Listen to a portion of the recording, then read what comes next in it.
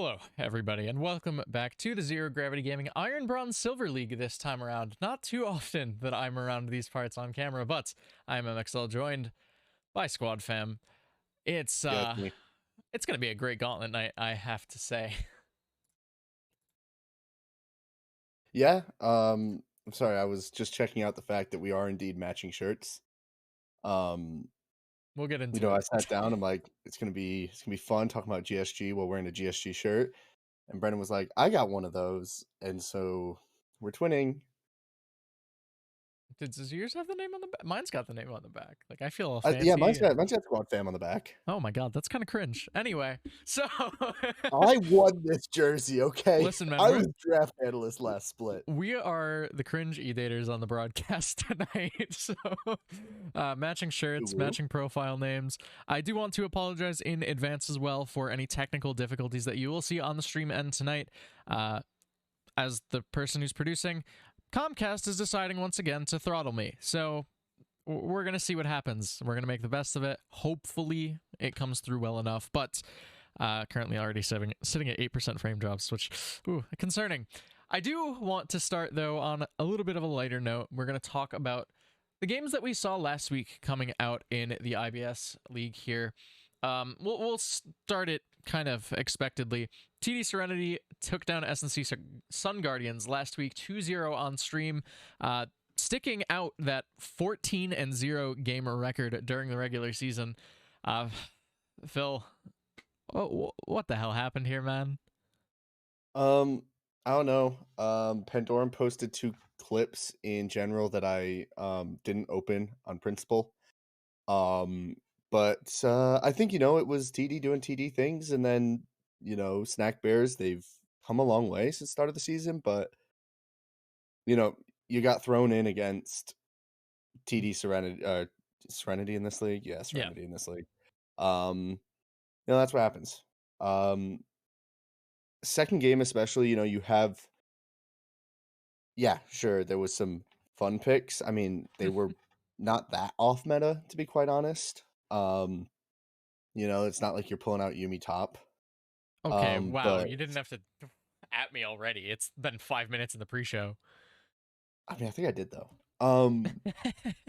But I mean, you had some solid performances, like Rain Silas. You end up 7-4 on that, 50 CS lead. Not something positive to take as you head into Gauntlet this week for Snack Bears. Yeah, definitely a tough way to end the season. You mentioned they are going to be in the Gauntlet. They're slotted currently to be the second matchup of the night, so it'll be interesting to watch what happens there. GSG Psy versus RAR. This one actually took me for a little bit of a loop. RAR actually coming out on top 2-1 in this series, locking themselves into playoffs and knocking GSG Psy into the Gauntlet. I don't know if you got a chance to look at these games, but some weird stuff happened here.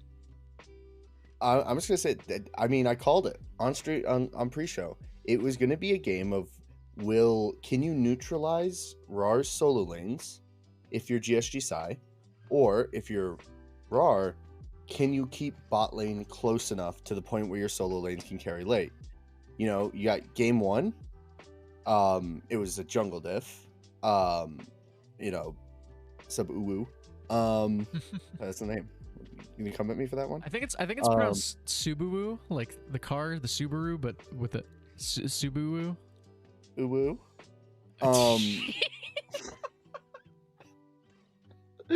But and then second game you've got Snuggle going 14-3.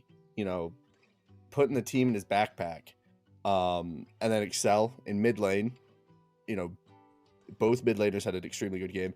And then the last game, again, you're back to the solo lane diffs. You've got a 6-0 dude Caleb. You've got a 5-1 returk. Like, it really was as straightforward as it could be. It was a solo lane advantage for RAR and a bot lane advantage for GSG Psy. And last week, solo lanes won out. Yeah, I'm a little mad that the RAR classic of Mundo plus Seraphine / Sona ended up winning a series. Unfortunate. But did the jungler take flash? Yes. Is he really a RAR jungler then? The Mundo didn't. The Mundo has Ghost Exhaust. Well, that makes sense, doesn't it? No. Anyway, moving on, because I don't want to think about this anymore.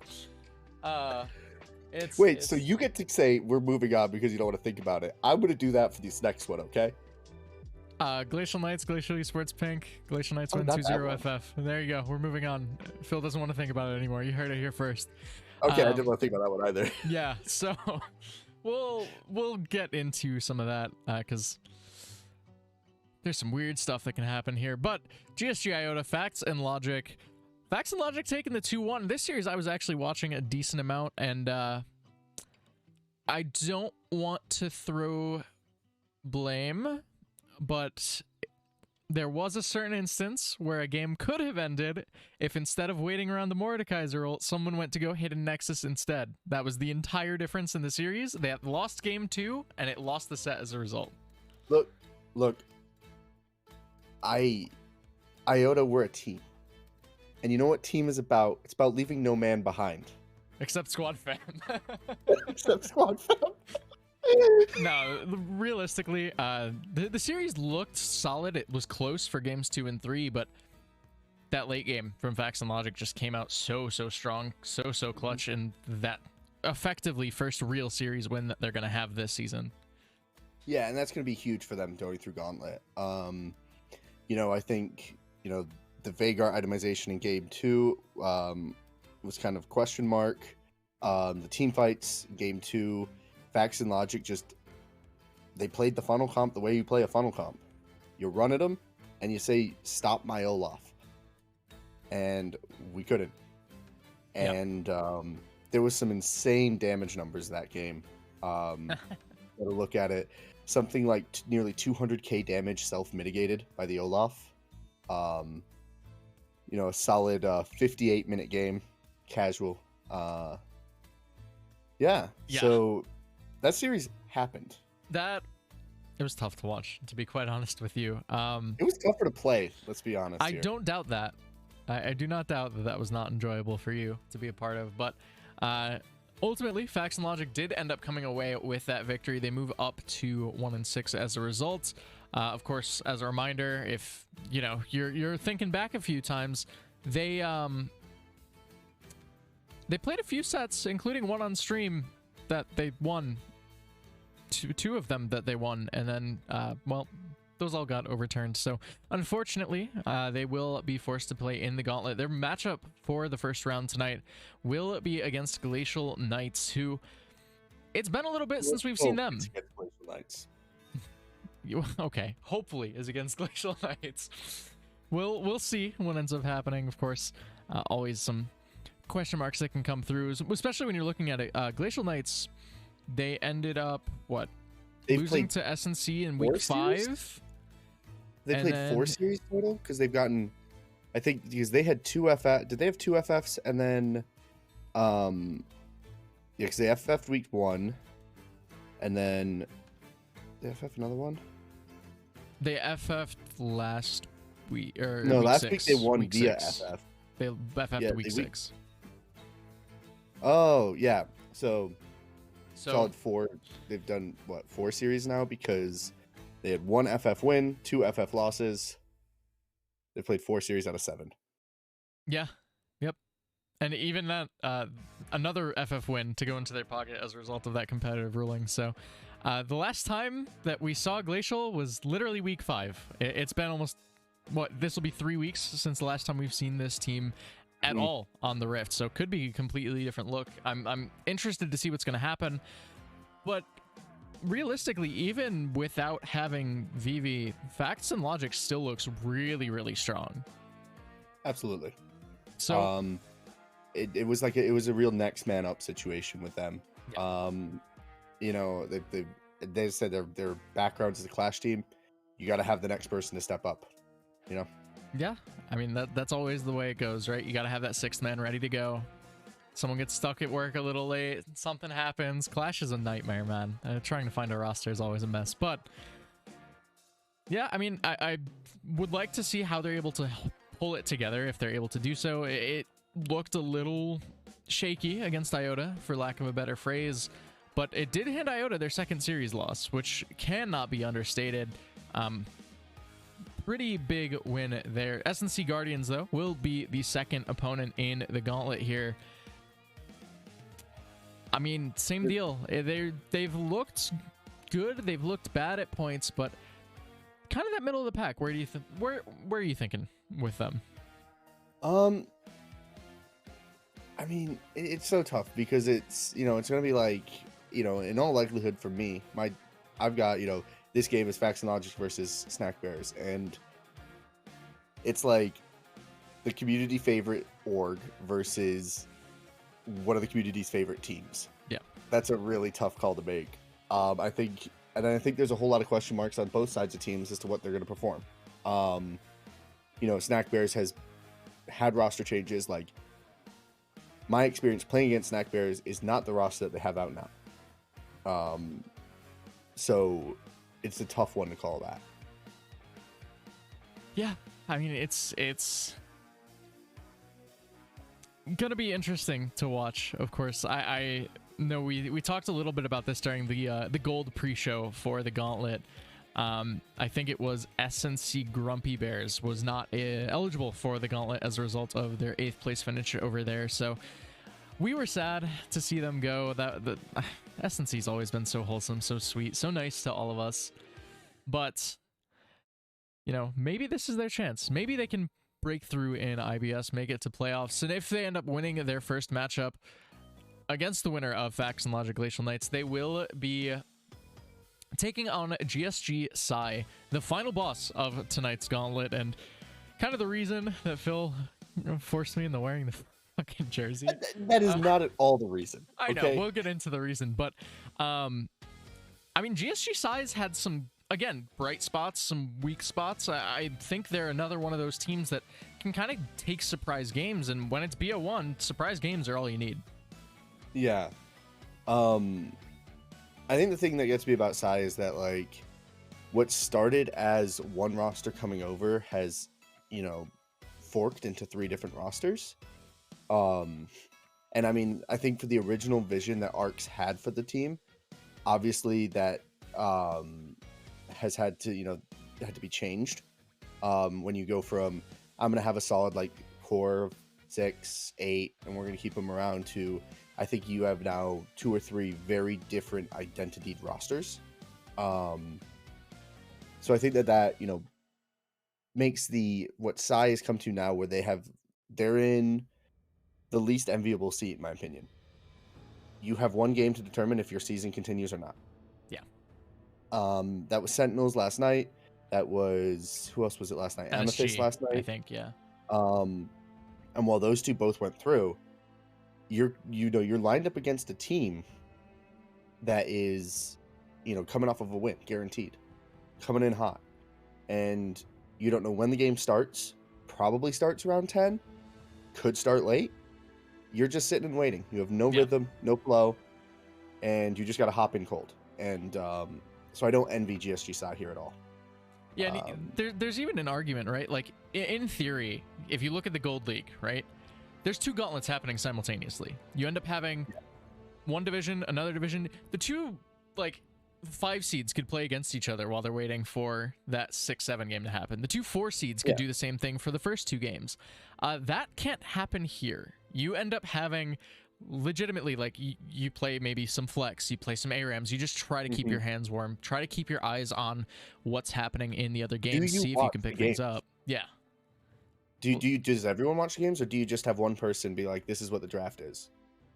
Yeah, I mean, and that's the question, right? I don't have an answer, and I'm a team that's probably playing in Plat Gauntlet, so, like, hell if I know, man. It's gonna be a mess, but I'm interested to see what the results are going to be. There. I'm not even all right.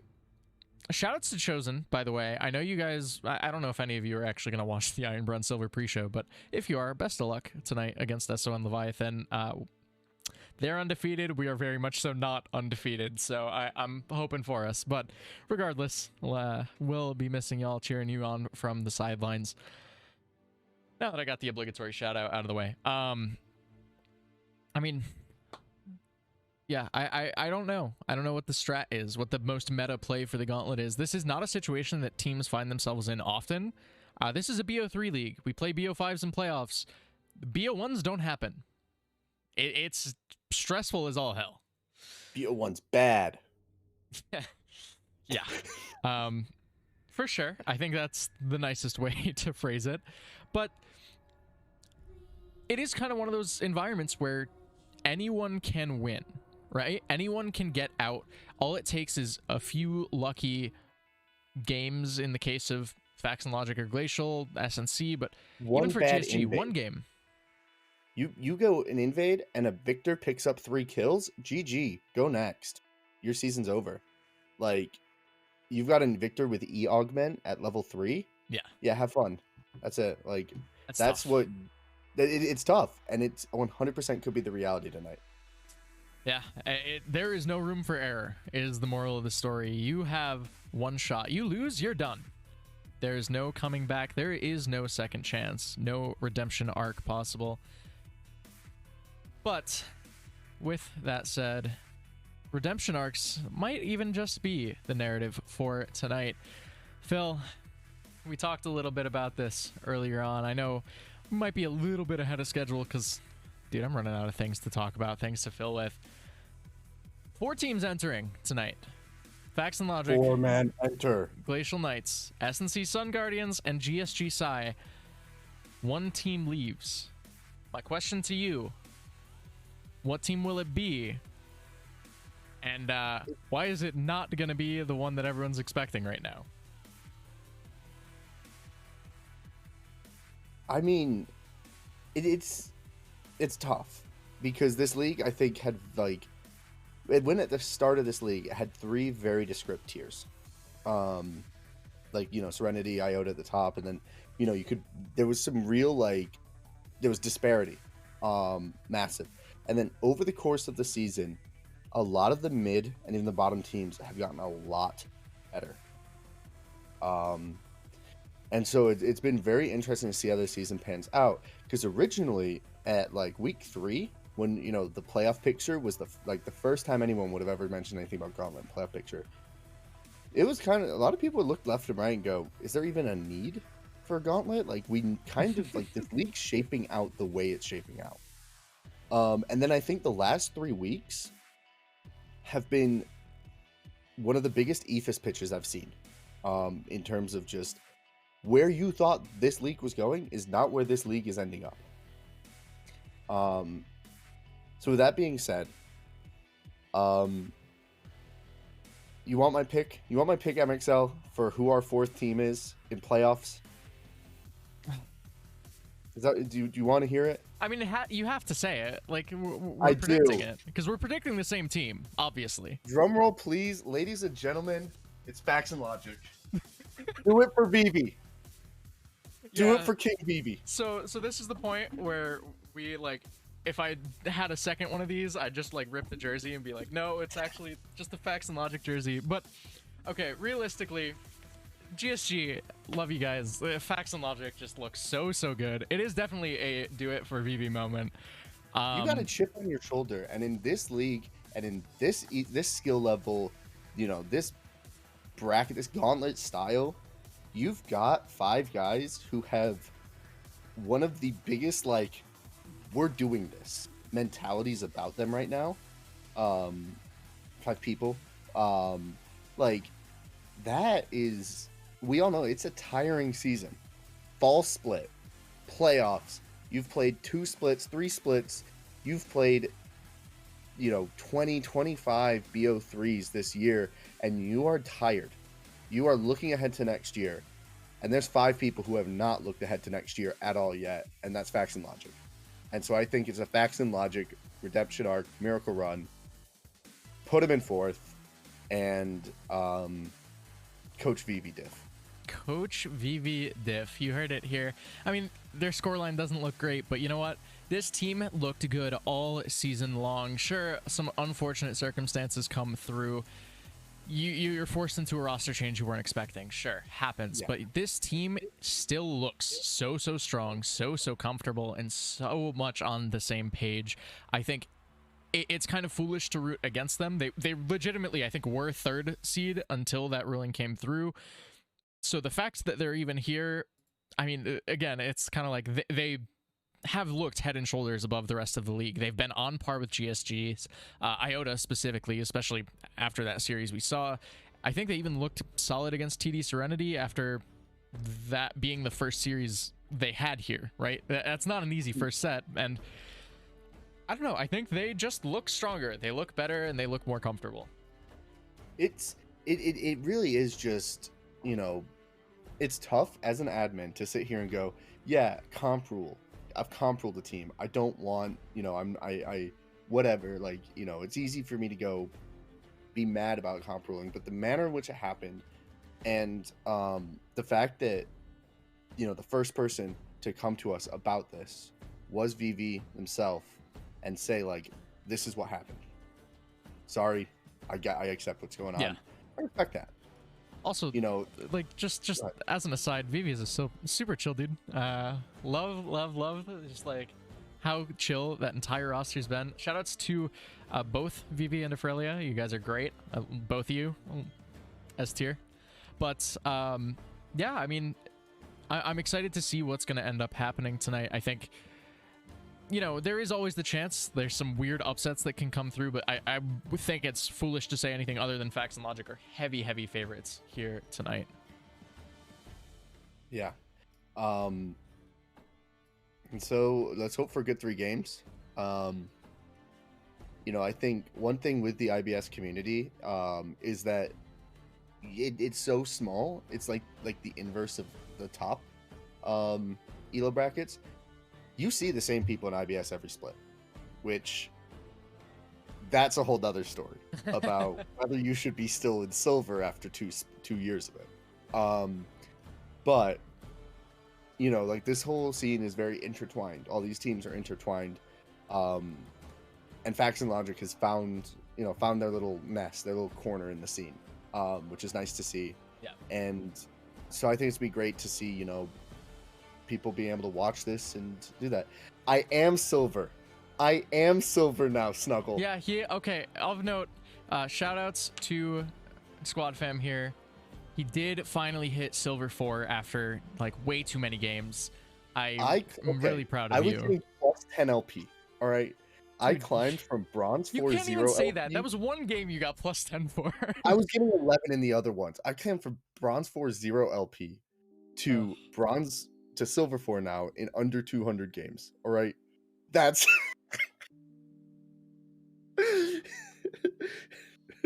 This is cope. Anyway, I also want to touch on something. Ryan, bronze 4 to bronze 1 0 LP was Ryan, like, if you really want a GSG jersey, just go order one. We'll talk on it. Yeah. But yeah, I mean, I'm excited to see what's gonna happen tonight. Of course, no Squad Fam in the Gauntlet tonight, so we won't get to see the Silver Beast himself.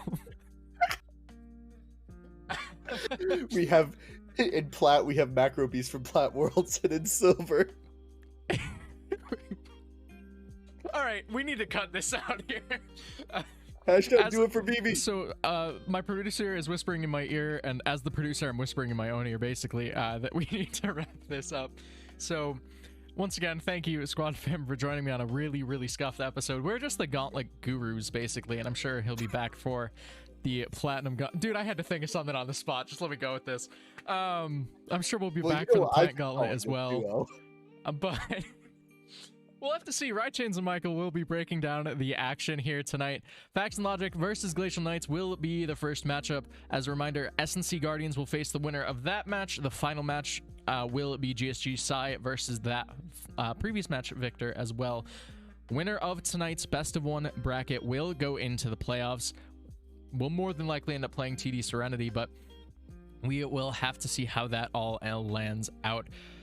Once again, thank you, Squad Fam. Rychains and Michael will be with you guys to break down tonight's games right after the break. Do it for BB.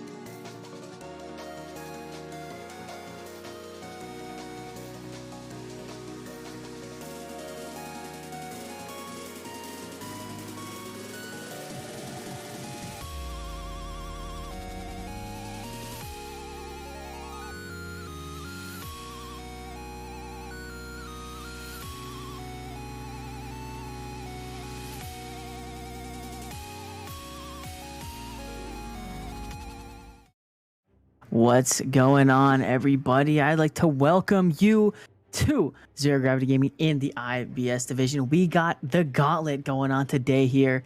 As I am Ryan Chains, joined by Michael. We will be taking you through all of these games. For the first one, we got Facts and Logic taking on Glacial Esports here. And, Mike, are you ready for some Gauntlet action? I'm ready. We got a whole 3 games ahead of us today. I mean, there's a possibility of 2 with the team not fielding a roster, but you know what? We got all 3. We're here for the night. Happen last year? Something I feel messy like that happened last year. But we're here with all 3 games. We have Facts and Logic this first game against Glacial Knights. Then the winner of this going against Sun Guardians, SNC. And then the last team going against GSG Psy. But now, already into the draft, we have Hekra and Vi banned away, and Kindred Amumu banned away by Facts and Logic. Yep, and a lot of jungle priority here, pinching that jungle pool. Facts and Logic has Plum Papa playing in the jungle for this Gauntlet game today, and I don't know what the jungle pool is. We haven't seen much of Plum Papa playing in the jungle, but it is a little different. I mean, last time we saw this team talked a lot about King Vivi. King Vivi obviously got Bud Light aced, but comp ruled non-malicious, I believe, was the verdict. But anyways, we have some swaps around with Facts and Logic, Plum Papa in the jungle, and then Neo, ADC, and Aurelia bot with the Lord JK pulling up the mid lane. Yeah, so a lot of definitely a different look here coming out for Facts and Logic, and Glacial is just going to immediately pick this Ashe. What do you think about that?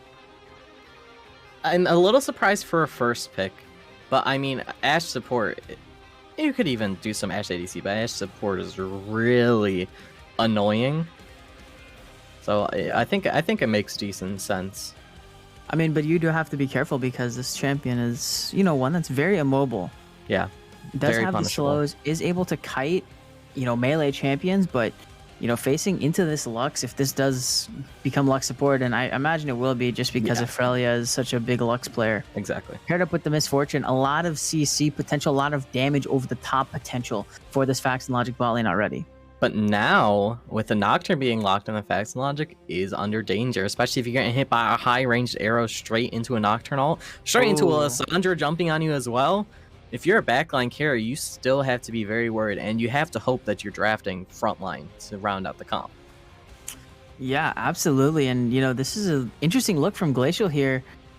Kind of, buying into their style, right? Ooh. Picking 2 Glacial champions. But Facts and Logic doesn't want to give them all over. Yeah, taking the Anivia away. So, interesting blind pick, man. I feel like you don't really see Anivia blind. Wait, it's not blind. Sorry. But I feel like Anivia is a champ you don't really see too much. Unless you're, very, very, versed on the champ, or it's, your one trick or something. And I mean, I will give it to the Lord JK. They do have 11 games, at least, of Anivia, bringing out their 4th most played this season. But still, I agree with you. It is a little surprising to see it so soon. But, I mean, with the mid laner that you're going to pick, makes sense to pick it already, and you maybe want to hide who you're going to pick in the jungle for a little bit longer. Yeah, now these second rotation bans coming out here. Morgana and Mordekaiser taken away here. And I feel like the Morgana is an interesting ban by Facts and Logic here. I mean, thank goodness, because that only leaves one champion left that could possibly give our producer any sort of glimmer of hope in this game. So at least that's gone. But I don't know. I don't really see the Ashe Morgana combo being. I don't see it too much, I feel like, but there is a lot of CC there. I mean, yeah, you don't see it too much, especially because Ashe has just been so much more prevalent in the support role as of late. I will say that Jamie's Turn TV does have the decent amount of Ashe games, 27 on the season, being their 5th most played. So, not completely out of the question. Moonlight doesn't have many games on it at all this season, so definitely possible. But now that Zach locked him from Facts and Logic, that's some of that tank that we wanted to see. Yep, some tank and some backline access here. Ash, we mentioned this already, not the most mobile champion and not going to go Gale Force. I mean, usually you're seeing Ash go Kraken or Shield Bow. So Zach, pretty easily, pretty reliable engaged to get on this backline and kind of cause some havoc for this Ash. Paired up with the Nami, though, just adding even more immobile, squishy members to this backline. Nami into the Ornn. So you know what? It's not exactly a wave, but Nami and Ornn ults kind of similar. Both straight line type of things. You know what I'm saying? Even if a little nonsensical. Sure. You get what I'm saying. But I got you. That's some more tank, some more backline threat as well, because it can disrupt the Misfortune and Nivea pretty consistently, knock up those ultimates, cancel them. Shen offers a little bit more protection for the side effects and logic as well. Yeah, absolutely. And in this game, you want the team fight prowess that Fax and Logic have with the bullet time, with the Nivea being able to just deal a lot of damage with that AoE ultimate, and then diving into the backline with the Zac and the Shen, kind of just causing havoc. Seems to be where Fax and Logic wants to go with this game. Yeah, and I think both of these teams have, I'd say, Glacial's bot lane may want to stay a little bit back. I think with Ashe being so immobile, it could be a little difficult to join the rest of the team because Nocturne, Lissandra, and Ornn can all press the issue and get up in there. But for Fax and Logic, they really just want to stand their ground. Zac is a little bit out of theme, but outside of that. Yeah, and just looking at it, it seems really hard for either of these teams to kind of walk in if the other is able to gain control of an area, right? You have Ashe Arrow, you have Lissandra Arrow, you have Nami Bubble. A lot of this CC right off the top that can catch someone if they're trying to walk in. And then on the other side with Fax and Logic, you have sort of similar thing with the Nivea, with Lux. Just a lot of poke damage coming out from this bottom lane specifically. So it to me, it does seem like it's going to have to be, who can get to the area first, who can control the area first. And, how the heck is the other team going to try and walk in here? But we do get to take a look at our Pro Comps pregame analysis here. Checking it out. And what's speaking to you, Michael? I mean, it's a lot of what we think with a lot of engage coming up from the blue side. Maybe not the most, but then Siege from Fax and Logic makes a lot of sense. I mean, you can't really walk into a Nivea Misfortune Lux at all. Yeah, that's kind of what I was talking about earlier here. You do have a lot of that power to Siege. You have a lot of range with Fax and Logic's comp. You can, get in there. You have range characters to hit the tower and zone off the, people who are trying to defend the tower. So definitely a fan of that. But, looking at the other side for Glacial Knights, they want to do more of a protect/engage composition where they want to engage with the Anivia, with the Ornn, with the Nocturne. And then Lissandra. I'm sorry. Yeah, sorry, not Anivia. Lissandra. With the Lissandra, the Nocturne, and the Ornn. And that Lissandra Nocturne backline combo, if they can get, backline access here, that is devastating. Mm-hmm. I definitely agree. And I mean, that's why, it points out for the side effects and logic that you need to ward out. It's not only about you trying to engage with your Zac, but also you need to be wary of, a Lissandra flank can ruin your team by its own. And then paired on top of the Nocturne and Ornn, it can get very hairy in there. But definitely opportunities for both of these teams both of these teams sitting at the bottom of the pack. Fax and Logic, maybe not by their own accord, having to lose some FF victories, I think still are the favorites on the day. Yeah, absolutely. Fax and Logic are the favorite. You heard it on the pregame analyst desk or the pre-show beforehand, but both of them going for Fax and Logic, putting their money on Fax and Logic in this game. And with Glacial, they got 2 Glacial champs. You know what I mean? They have the synergy. Mm-hmm. So was Glacial at 2, 4, or did it start at 3? 2. No, it was 2. Okay. That was I remember playing that TFT set. That was fun. That was CFT 1 or 2. I think so, yeah. It was definitely an early one. anyone who's playing TFT and that back in those days, let us know. Let us hear you. But also, let us hear you for who you got in this game. The poll already closed, but oh my gosh, 9.5K against 140. So obviously you guys are feeling facts and logic as well here, and we are going to conclude this draft in a few short seconds. Michael, you got any final points, anything that you're feeling? I just think for this bot lane, Aurelia having Lux, that's one of their signature champions. So I think they can put down a lot of pressure, especially paired up with the Misfortune. I think bot lane is where you can see a lot of the action happen. Shen versus Ornn, you'll see some decent trading with Shen trying to get in there. And Lissandra versus Nivea, you'll see poke get down, but I think the bot lane is really where it's going to take a turn in the favor of either one of these teams. Yeah, I mean, one thing to note is how this first Paranoia from Celine Dion is used. Everyone says that first Nocturne ultimate is crucial. If you can get something out of it, you're going to have a very good time in the game. But if not, things get very hard for you to play as this Nocturne. So definitely got to keep a lookout for that. And before we toss it to a break here, I want to give a shout out to our sponsor, Pro Comps. Pro Comps is the first of its kind drafting tool aimed for competitive and solo queue play. Pro Comps allows users live feedback and analysis on drafting, giving them recommendations on picks, notes on matchups, and analysis on the enemy team's win cons. These features allow the user to gain an edge on their opponent and improve their drafting skills. Use code ZGG for 50% off of your first 3 months of Pro Comps. We're going to take a short break, but we'll be on to the Rift shortly for game number 1 of the Gauntlet between Glacial Knights and Facts and Logic. Don't go anywhere.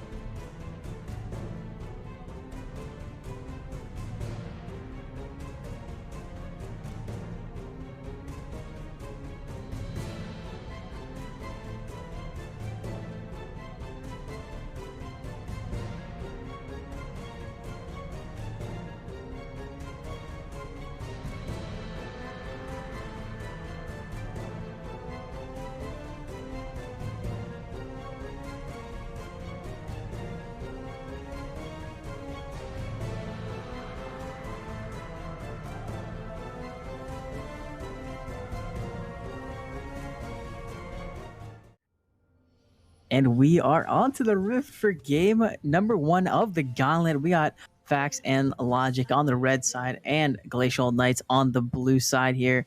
Little 5-point action or something like 5-point action going on. It doesn't look like there's going to be any point for early both fighting. teams. Yeah, 4.5 point, 4.5 point. But I will get a chance to go down the roster for Facts and Logic on the red side with Yeti on the Shen in the top lane, Plum Papa on Zac in the jungle, the Lord JK on Anivia in the mid lane, and Neo and Aurelia routing it out with the Misfortune and the Lux. And on the side of the Glacial Knights, we have kills on the Ornn in the top lane, Celine Dion on Nocturne in the jungle, Phallic Phenom on the Sandra in the mid lane, and Jamie's Turn TV on the Ashe, Moonlight on the Nami in the bot lane. And we're not seeing anything too fancy, even in the runes. It's all standard, I'd say. Yeah, I mean, everything looks pretty standard to me here. Misfortune taking that press the attack that has grown in popularity with the crit changes that happened to her, and did receive a little bit of a nerf, but nothing too crazy as people are still highly contesting this Misfortune pick. Makes a lot of sense. Just a very strong champion, and no matter where, it's all about zone controls and early dragons. Being able to get the push helps a lot. It does. Both of these junglers starting on their top sides here. Gonna be making their way into the bottom lane around 3.5 minutes.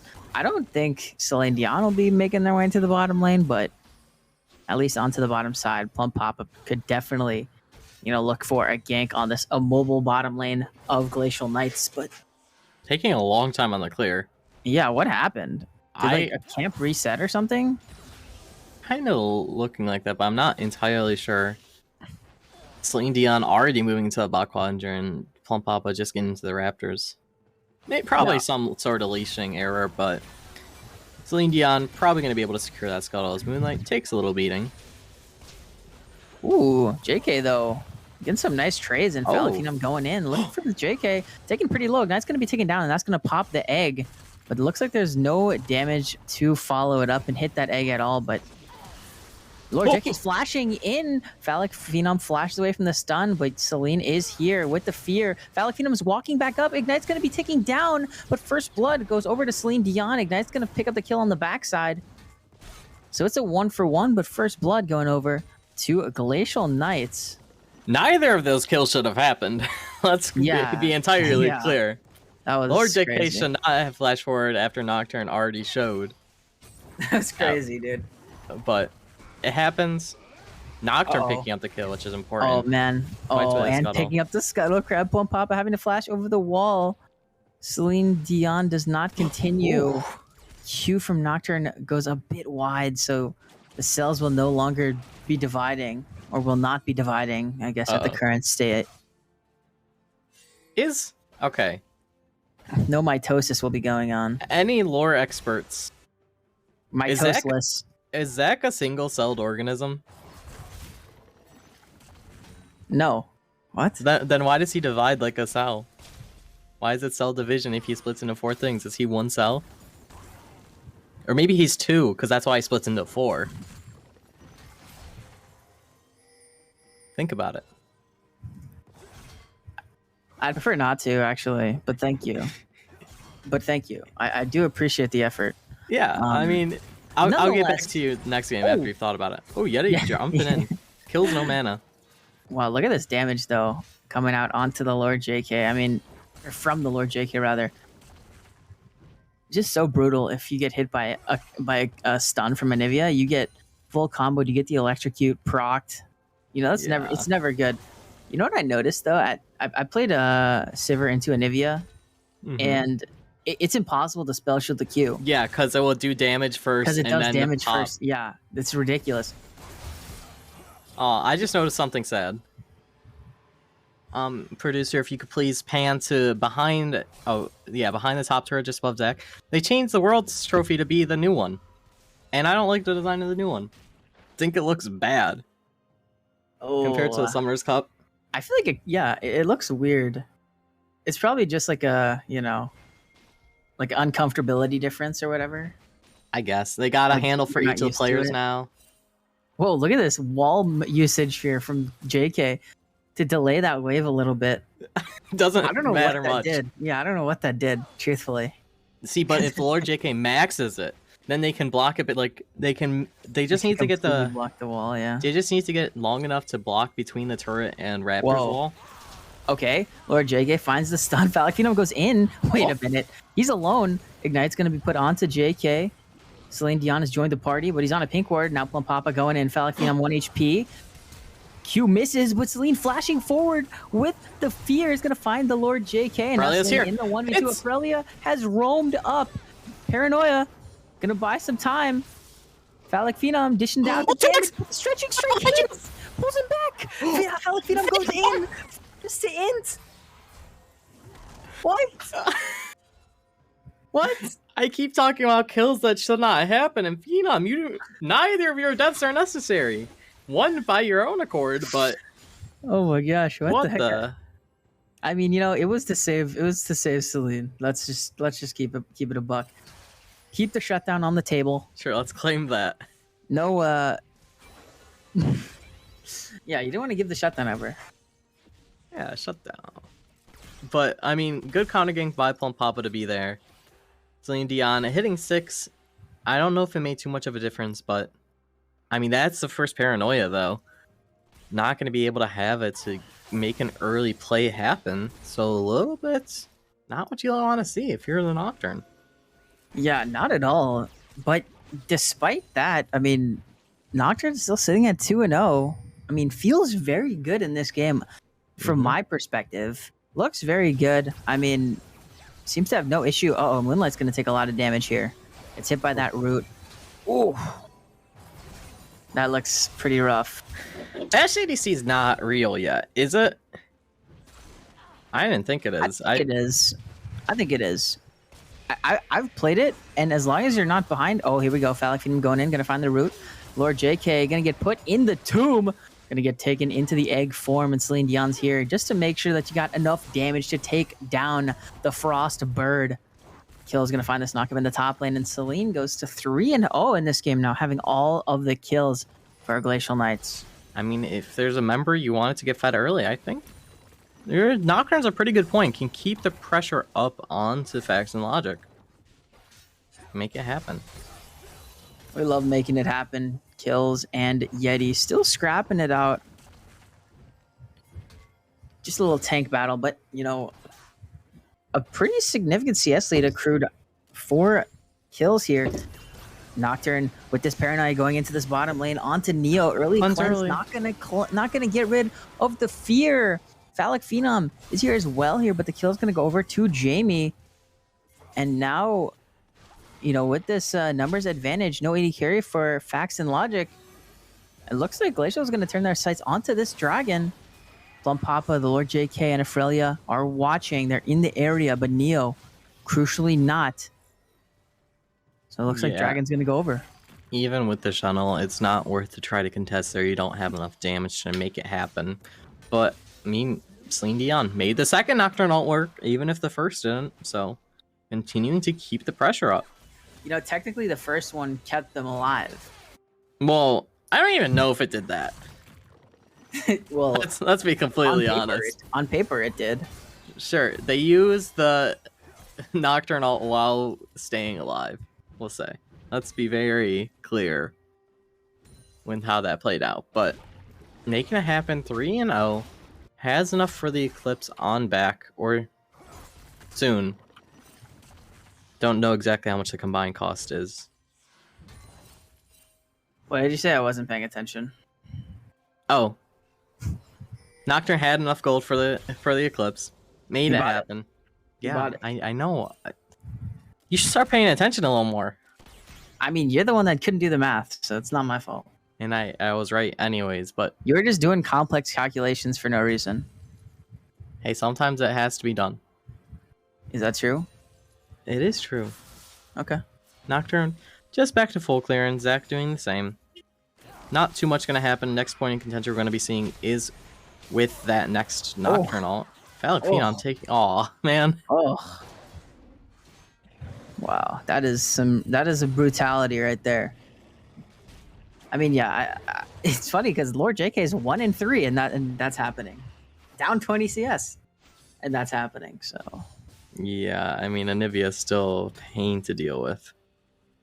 absolutely, and I'm interested to see how Lord JK, is able to play into this mid and late game because Nivea is one of those champs where if you miss position, you're just dead. I mean, it's just like there's no correcting pretty much. So very vulnerable when you get to the later stages of the game where cooldowns are lower and people are diving in on you and all that sort of thing, especially when there's an Ashe arrow on the table.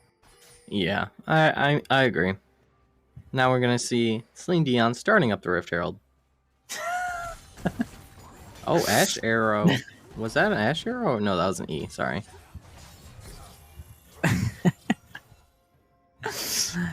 Oh my. Back to the cage for Phil. Phil needs to watch their manners.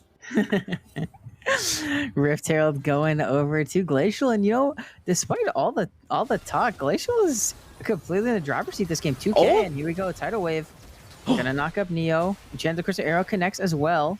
Ultis are available for both of the Fax and Logic bottom laners. Neo's gonna have to burn the flash to get away. Aurelia landing the binding with that final spark. Bullet time over the top. Not gonna find the damage to kill yet. I thought true. Yeah. Neo needed to rip the Misfortune ult a lot sooner. Kills under threat now. Oh. Kills is just fine though. I mean, just able to dash out, not get hit by the stretching strike. Phallic Phenom going in with that Glacial Tomb. Paranoia is coming in as well here just to make sure Celine Dion... to make sure the Lord JK goes down, and Phallic Phenom going to find the kill there. Has the Rift Herald now, so they can push mid. Oh! Did not find the knockup, but yeah, Rift Herald push mid. Plum Papa. What's good? Coming back in, stretching strike onto 2. Got Fear has to flash away. Phallic does not go in. Nocturne is just a very big pain for the side effects and Logic. Yeah, I mean, this is just... Celine Dion is so strong right now. Has the Eclipse. I feel like you don't really... I don't know. Maybe I'm just outdated in my thinking, but I feel like I don't see Eclipse too much on Nocturne. Oh, hold on. Forge God calling in. It's on speed dial as Yeti trying to get away, flashing to get out of that fear from Nocturne. Will stay alive, but gonna lose a lot of... Actually, maybe not. He has TP. Yeah, has TP. Should be able to catch the wave.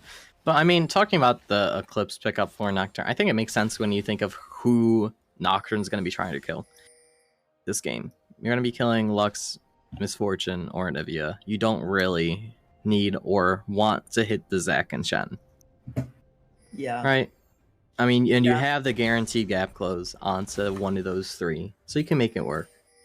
Yeah, that's true. I mean, Michael, you make a good point. I'll be honest. For once.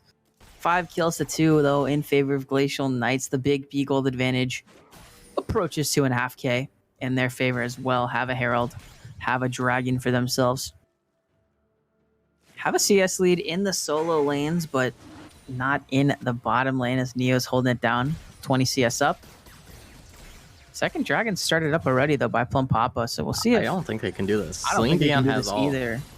Yeah, and Phallic Phenom's going to be first on this roam here. Celine Dion going in, tidal wave onto 3. A double as well.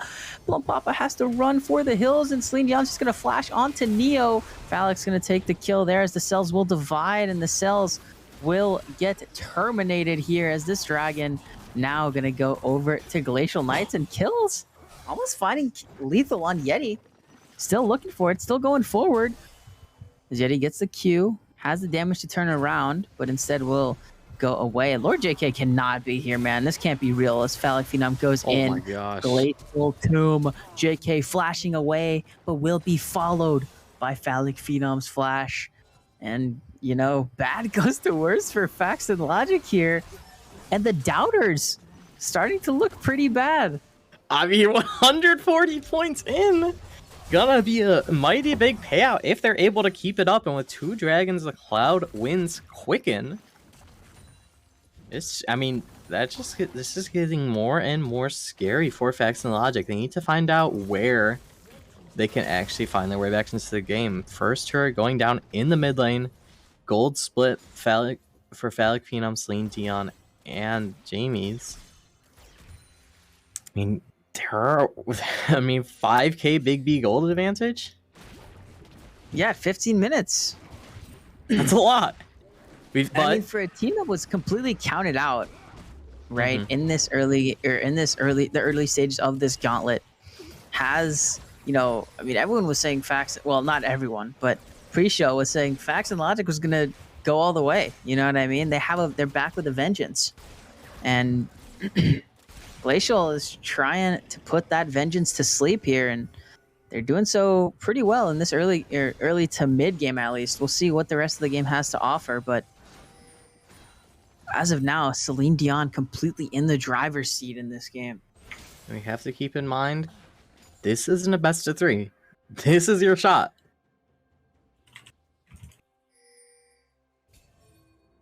I mean, if you are Facts and Logic and you don't win here, that's it. Season over. You need to see them try to find a way back into the game. 7 kills down, 4k Big B gold advantage. Oh, Phallic Phenom looking for it. Trying to find the one shot onto Neo. Cleanse. Gets out of the... Oh, bullet time while Phenom goes golden. Q misses from Lissandra. And now Aurelia is running down. My gosh. Nice dodge away from the binding. E misses as well. Phallic Phenom. The auto cancel by the Neo losing the vision. Oh my gosh. Neo lost vision, so the auto canceled. I think it was a Q. Yeah, it's something they canceled. Oh my. That would have been enough. There should have been kills there. That would have been enough. Would have been enough indeed.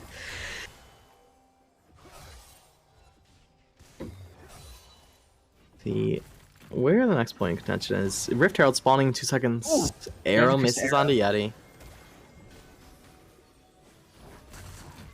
They should just peel off and go to Rift Herald here, right? We might see a fight though. Members of Facts and Logic around. Yeah, and I don't think that Glacial is gonna back down from a fight right now. Oh, Plum Pop was on vision. Gonna get feared. Celine Dion is just rolling here. As Plum Papa taking really low. Gonna get sunned up. Damage on the Celine Dion. Vision. Bubble hits on to the Lord JK. As kills in the front line. Bind lands only onto 1 as Moonlight has to be careful. Pretty squishy on that Nami here, but low health bars for Facts and Logic means that the play is going to be all Glacial for the time being, and Plum Papa has to back, so this should be a free second Herald going over. Should be indeed. I mean, even though it didn't result in any kills, still so much damage on the Plum Papa. You don't really have a choice. No, I mean, I'm waiting for I'm waiting for Phallic Phenom. Oh, here we go. Jamie's turn, getting hit with the stun, a little bit of damage. Asher coming back up soon. I'm waiting to see Phallic Phenom just come over the wall, get a 2-man stun, go in with the ult himself, just do a million damage. But I don't know, he's just farming mid. Rift Herald taken, claimed by Celine Dion. Just another way to continue to push their advantage. Teleport bot for kills, deny that turret from even falling. No gold bounties today.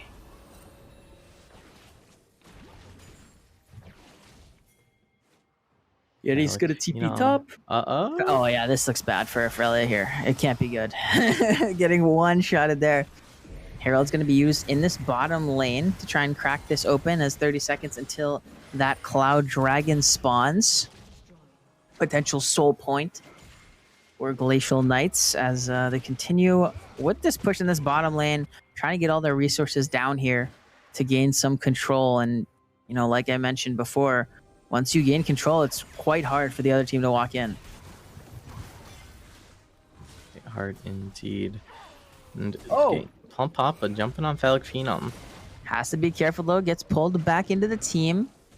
Doesn't have any reinforcements anywhere close, so just getting CC'd for the time being. Gets the E over the wall. Lord JK with the flash. E is enough, and the shutdown goes over to the Lord JK, but the Dragon goes over to Glacial, and now they're sitting on soul points.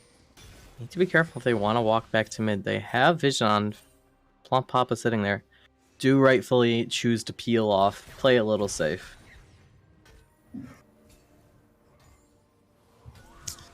For now, I imagine not much is going to happen for the next couple of minutes. Mm-hmm. Just because, you know, there's no major objectives here.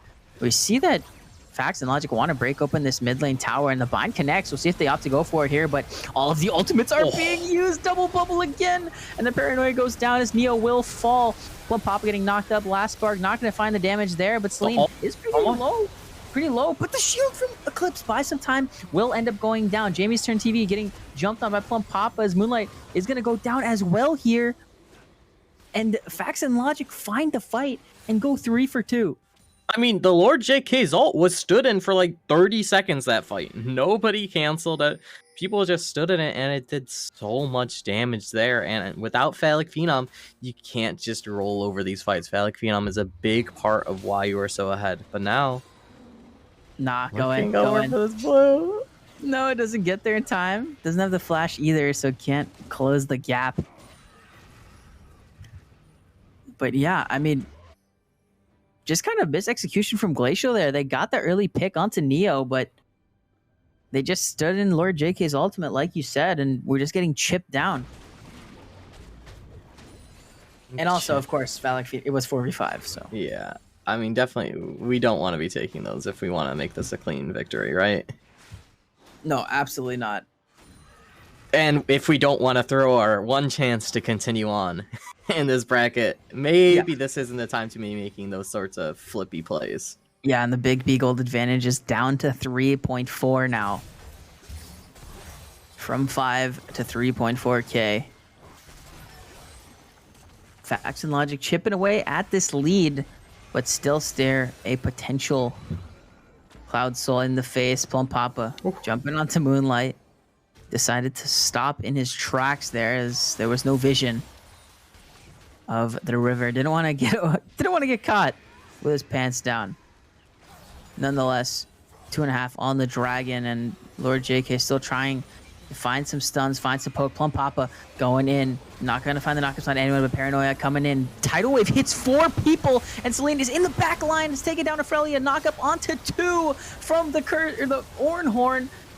And it is just an absolute destruction this time for Glacial Knights. They find the 5v4 in their favor and kill all 4 of Fax and Logic. I mean, if no team, we commented on how Fax and Logic or Glacial Knight shouldn't be taking a 4v5. Fax and Logic definitely shouldn't be taking a 4v5. And without misfortune there, you just get caught out and just get ran down. And especially because the Ornalt was able to cancel the Anivia. No more shenanigans where the Anivia's standing there unhit. Lissandra dropped down the Anivia too. The way you deal damage in the fights was shut down. And without misfortune there, that's it. That's your chance of winning the fight. Yeah, there's no more damage after JK falls down. And Glacial Knight's going to be wearing purple now for about 3 minutes, and that's gonna be that's gonna cover when this dragon spawns in about 115 or 75 seconds, as you would like to say. So true, and a 6.5k big B gold advantage for the side of Glacial Knights. Looking a little doomed, if I might say so. Yeah, I mean, absolutely. And dragon spawning now, everyone's gonna be making their way down here, and if you're Fax and Logic, you need to contest this dragon here. Kills. Able to buffer, but still going to be jumping in. Plump Papa going to get this stand united, and this is a strange usage here, but flashing in instead. Paranoia is going to go. Oh my gosh, Tidal Wave hits all 5 members. That's 3 remaining, and just the ultimate usage from Glacial Knights is unbelievable. I've never seen this many multi-man straight line ultimates. As Phallic Phenom going in, going to go golden. Trying to find the Lord JK. The last member standing is Celine. Wants to smoke, but the Q is not enough damage. That's the Archangel's diff, giving just a little bit of healing. Man. such a resounding victory for Glacial Knights, and this is their soul. It's not going to get better. No, if anything, it gets worse. They're gonna be moving quicker. They're going to have that. Is it? It's not cooldown anymore, right? It's something else. No, it's move speed, and it's out of combat move speed and slow resist. Yeah, they're gonna be moving quickly, and oh man, Phallic Phenom finding another one shot on Aurelia. Aurelia is just catching all of the strays from Phallic Phenom here. Soul goes over. And, I have to imagine that this game should be done pretty soon. Yeah, I mean, in the move speed they get from ulting now, they're throwing all these ults, hitting all of them all the time, and now they'll just be able to be right in there while they're still CC'd. It's just gonna be super hard to contest. Sorry, go ahead. I have never seen a 5-man Nami ult into a 5-man Ornn ult, ever. Yeah, it's a little that impressive. is insane. Phallic Phenom getting chunked down, and now Celine Dion going in with the paranoia and just gonna absolutely one-shot Lord JK here. Another tsunami hits 2, and Phallic Phenom goes unstoppable. Plum Papa is gonna get froze up. That's 3 dead already for Fax and Logic, and Glacial pushing down mid. They can look to end, but Bullet Time's gonna clear out the wave. Phallic Phenom looking for Neo with the flash, but getting blown up here. Celine Dion with the flash as well. No mana though. This tower in the mid lane is going to fall. This inhibitor should fall as well. A little bit over aggressive from Phallic Phenom. Oh, binding lands. Last spark. Is it enough? No, it's not. As Jamie will be able to eat that combo up, and mid lane inhibitor breaks, but I kind of would have expected a little bit more. Yeah, if Phallic Phenom had waited a second or two, their Zhonya's would have been up and would have lived through the misfortune. But just a little bit unfortunate timing, a little bit too ambitious.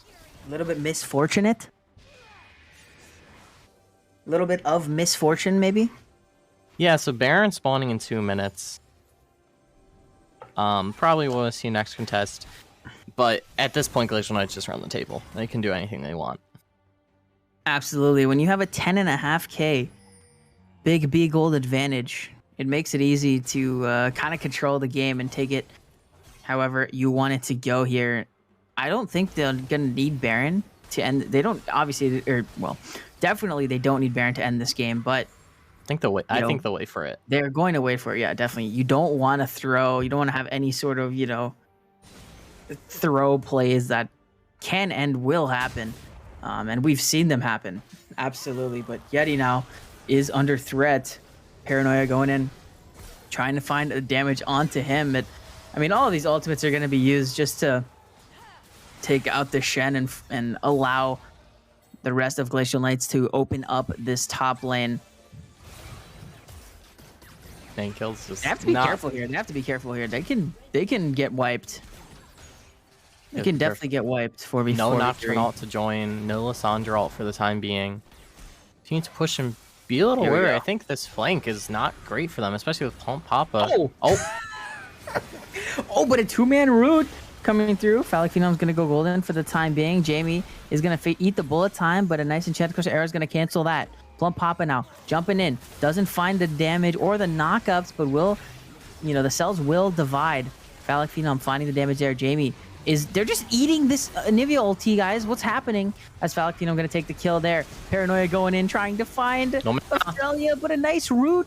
Celine Dion is going to go down. The shutdown goes over to the JK, and now this is possible defense here for Fax and Logic. Phallic Phenom going in, maybe a bit too aggressive here, but what?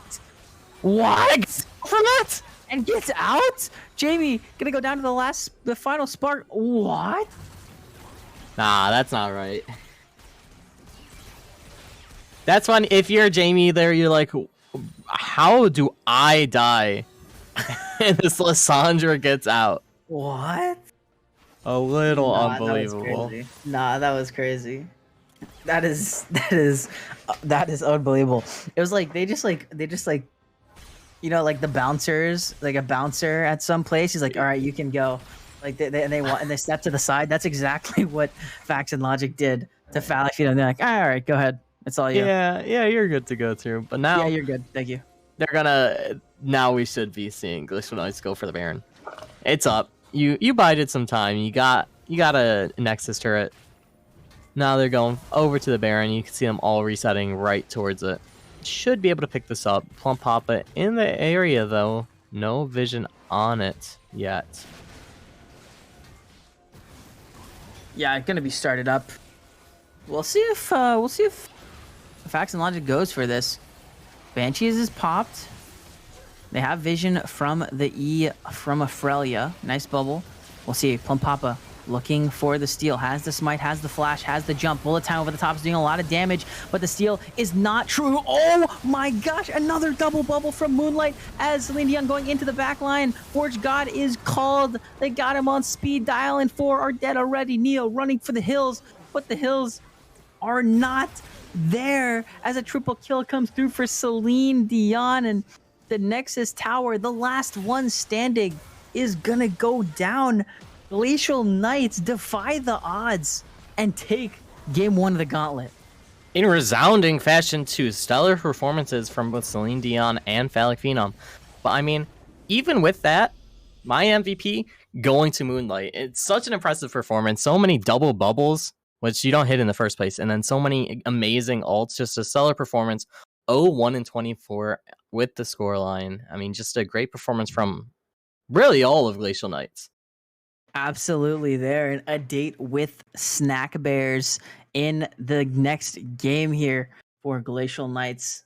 Something that not many people expected. There were a few believers in the chat, and they are going to be rewarded greatly for their loyalty. And, you know, this is going to end the season for Facts and Logic. Unfortunately for them, you know, their season is over with that loss, but definitely a fun team to watch. And, you know, we wish them all the best here. But, you know, the story was Glacial Knights for that entire game.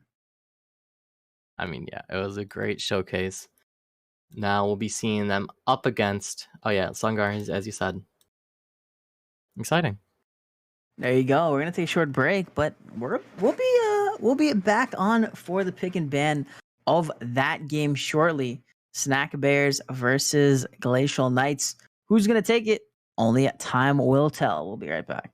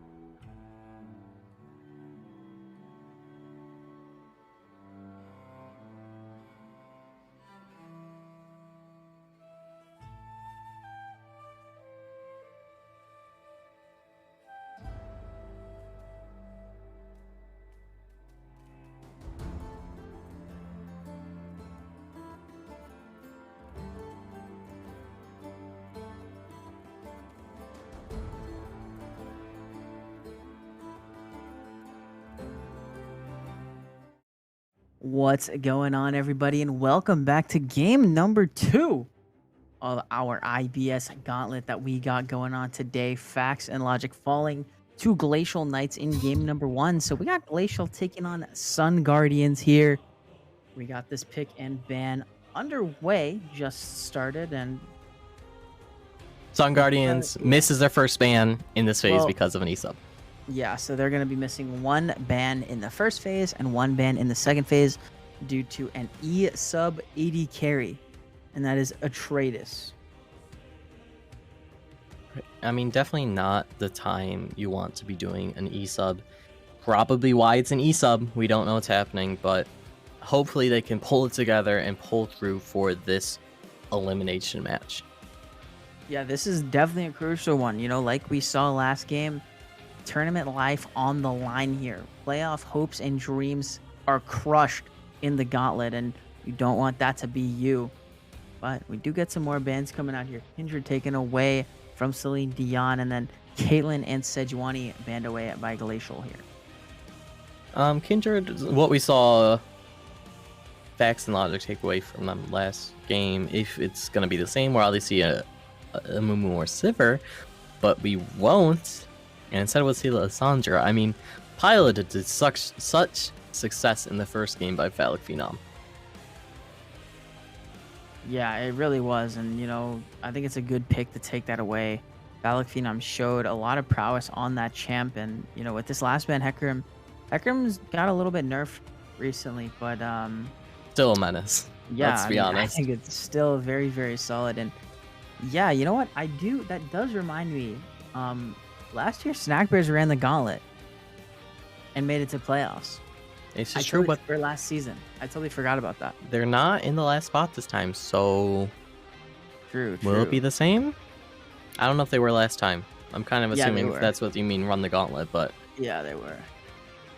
Misfortune first pick. Super strong pick, but not... I wouldn't say it was a difference maker last game. I mean, in fact, little hard for the Misfortune to perform last game against what Glacial chose. They could just run it back right here with Nocturne Ash if they want. Yeah, I kind of like Ash into MF, to be honest with you. I think there's a lot of tools you can use Enchanted Crystal Arrow to cancel bullet time pretty quickly. You don't really have to rely on the rest of your team to do it. So I kind of like that matchup there. You have, some poke with your W from Ash to actually be able to match, and it looks like that's what they're going to do here. Just pick that Ash. I mean, makes a lot of sense, kind of, and was able to enable the rest of the team with some of those arrows. Unfortunately, they don't have the Lissandra, which really enabled Glacial, but, I mean, if they want, with R3, they could take away the Nami if they are presented an opportunity. Yeah, maybe. I mean, I don't really... Yeah, I guess we'll have to see, right? Oh. Okay, so Olaf... It's a little harder, just CC combo. Yeah, that is that is rough. Olaf immune to CC with that ultimate, so he will not have any trouble catching this Ash once that button is pressed. And hard CC and some dive for Snack Bears here as they pick up the Leona to pair it with the Misfortune. I mean, I think definitely a better response than we saw from Facts and Logic last game. The Leona being able to put so much pressure and actually set up the Misfortune in a much better way than a Lux could. But now with the LeBlanc, still some backline threat onto that Misfortune. Oh my gosh, so LeBlanc picked up here by Glacial Knights is a new champ that we're going to be seeing in the Gauntlet here for Phallic Phenom. What do you think about this pick, Blind? I think it could be a little worrisome, but if you are Phallic Phenom and you know you're going...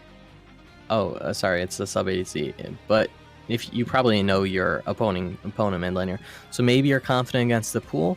We'll see. I mean, obviously you're still throwing out mid bans. We ban away the Silas, and then Nami banned away this ban. I mean, I don't think it's Glacial we're gonna ban it, though. They Sun Guardian should lose their next ban, right? Yes. Yeah, so I think that Nami was the last ban for Sun Guardians in the second rotation. So last ban, is gonna be this one nothing. coming out here. Yes, okay. No, Malzahar. I mean, both those champions are just, if LeBlanc tries to jump in, stop him. Stop LeBlanc. Either with the Galio, taunt and E, or just Malzahar, press R. Malzahar a little easier, more guaranteed lockdown onto LeBlanc. It's one of the most mobile members of Glacial so far. So definitely something that's worth investing guaranteed lockdown to. Yeah, and don't forget that they do have a Leona. So if Chef is quick on the Leona, definitely can get the stun off on that LeBlanc. If Phallic Phenom stays around too far or too long, rather. Mm-hmm. But interestingly enough, here we're seeing red 5 for support from Glacial here. I think it is a little surprising with the Leona already showing, but maybe you could help use it to guide in a more general sense how you're going to counter the comp. But now Vex, also quite a good pick into LeBlanc. Yeah, really tough matchup for LeBlanc. I don't know why, so here's my confusion, right, why pick LeBlanc red 3? There's no way that Snack Bears was like, oh man, they're going to pick LeBlanc here. There's no way they knew. Yeah, I don't think they knew, and I don't think it's worth opening up for such a counter pick, right? You have counter pick, I don't think it's worth, I don't think your potential support counter pick here, I don't think it's worth enough and to have your LeBlanc be blind, right? Get what I'm throwing down? Hello, hello. Okay, there we go. Yes. Um, yeah, I agree. It is kind of confusing to me as well. So I don't know. Truthfully, I don't know. Oh no. Our producer so mad. I was just Oh, raging no. in my ear since Morgana's locked and calling it a bad champ. Okay, It seems like a there's an pretty strange Olaf. pick into the Olaf, truthfully. But I guess you have the Black Shield to stop some of that Leona CC. I don't know. I mean, it's fine for the rest of the team, but It it's does. not the best pick for sure.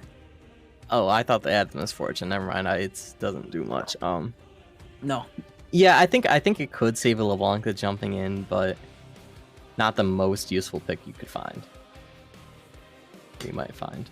I mean, I'm a big fan of like the Seraphine Ashe bot lane, where you play Seraphine support. And they were hovering. That was one of their two they were flicking between. Yeah, well, that's what I'm saying. I like that one a lot here. I think it has a lot of like potential because Ashe autos have the built-in slow, which means that Seraphine can root off of them with the E. So just an insta root all the time. You don't even have to build like Rylai's or anything. So I definitely like that bot lane combo, but unfortunately not going to see that one today. Instead, we're going to get the Ashe and the Morgana. But if one of these champions hit their CC, the target's going to be CC'd for a long time. So yeah, for sure. And so let's go off. True, especially with the reset on his ult now. No, it's been a change for a while, but it's still. I'm so surprised they gave that to him. Honestly, Champ's broken enough with the limited duration, but we should be hopping into client draft soon. I can't actually see. I don't have chat up. Yeah, everyone's given readies, so we're just waiting. Wow, Phantom's hitting us with the lore here. Oh, Morgana and LeBlanc were both picked in Game 2 of the ZGG Gauntlet last season as well. Oh. Except they were both mid. This time we got Morgana support. That's surprising, but now we can look at our pro-coms. Yeah, obviously, yeah, the lines are absolutely the same, which is interestingly enough. Both of these teams have the exact same scaling, apparently. I don't think there are any predictions live, right? Yeah, predictions have not gone live yet. They will. Our producer's getting on that. Yeah, he's got it for you. But look at the game style graph here for both of these teams. You can see that Glacial Knights wants to play pick. You have the Ashe, you have the Morgana, and you have the Nocturne. I mean, all of these are just really good for finding picks across the map. But if you look at it on the other side, you have, the Mordekaiser for Snack Bears, who's gonna want to split. You have Olaf, who's very efficient splitting as well. So a lot of opportunities for split for the Sun Guardians team, which kind of plays into Glacial strategy, I feel. And then also to point out, I mean, Glacial Knights, obviously they had the big mid-game spike. Once they're hitting their ultimates, those first Enchanted Crystal, Paranoia, Ornhorn, those are all very impactful. But then also for Sun Guardians, their mid-game becomes strong once they're actually able to pull in those ults. Then both teams do get a little weaker late game and start off a little weaker. So mid-game peak for both these teams going to be strong at exactly the same time. I mean, it literally is exactly the same line. Like, I have never seen that before. I wonder if you could do this for a blind pick or a mode where you're able to choose the same champions. There can't be that many scenarios where it's the same, right? I don't know. How does it? I wonder how it calculates that. It just really surprising to me. Yeah, I mean, for the scaling to be exactly the same, it is crazy. But the predictions are live here. So who wins? Make sure you get your votes in. Put your money where your mouth is, and also let us know who you guys got all the money stacked up on Sun Guardians right Are now. you guys really gonna let this happen again? You Hey, really gonna do this? They're really gonna do this again here. You guys There you really go. want Glacial to full sweep again? Man, just Excel. I'm not putting my bet, but put some points on the Glacial. Think it'd be good for you. I mean, especially with odds like that. Glacial, you guys doubted Glacial last game. All right. Look what it Look got what you. they did to you. Look what they did to you. Exactly. You lost your you lost your coin. So, you know, we are through with the client pick and ban. Everyone has gotten their picks in. The predictions are live. Get them in. Do what you gotta do. But we're gonna take a short break before we get onto the Rift, where the second game of the Gauntlet. Can Glacial continue their miracle run, or will Sun Guardians have a date with GSG Psy in game number 3? We'll find out soon, but don't go anywhere.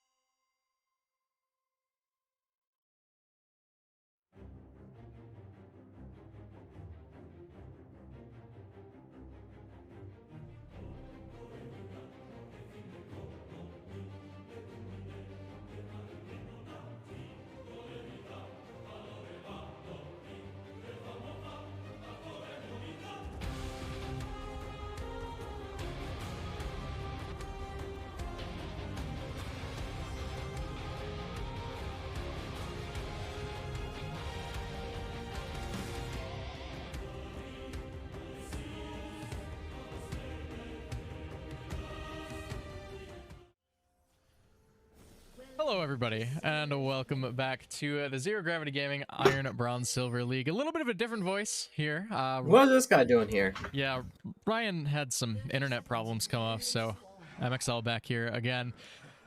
Coming out from my little corner behind the scenes, but I am joined by Michael, per the norm, and last game was a bit of a banger. Hopefully this time around we get something similar. Yeah, I mean, we saw, such a performance from Glacial that I was not ready for. Honestly, I'll be honest, I was a little bit discounting them, but now up against Snack Bears, which similar hype to, should be a good game. And I mean, the votes tell it. People want both these teams to win.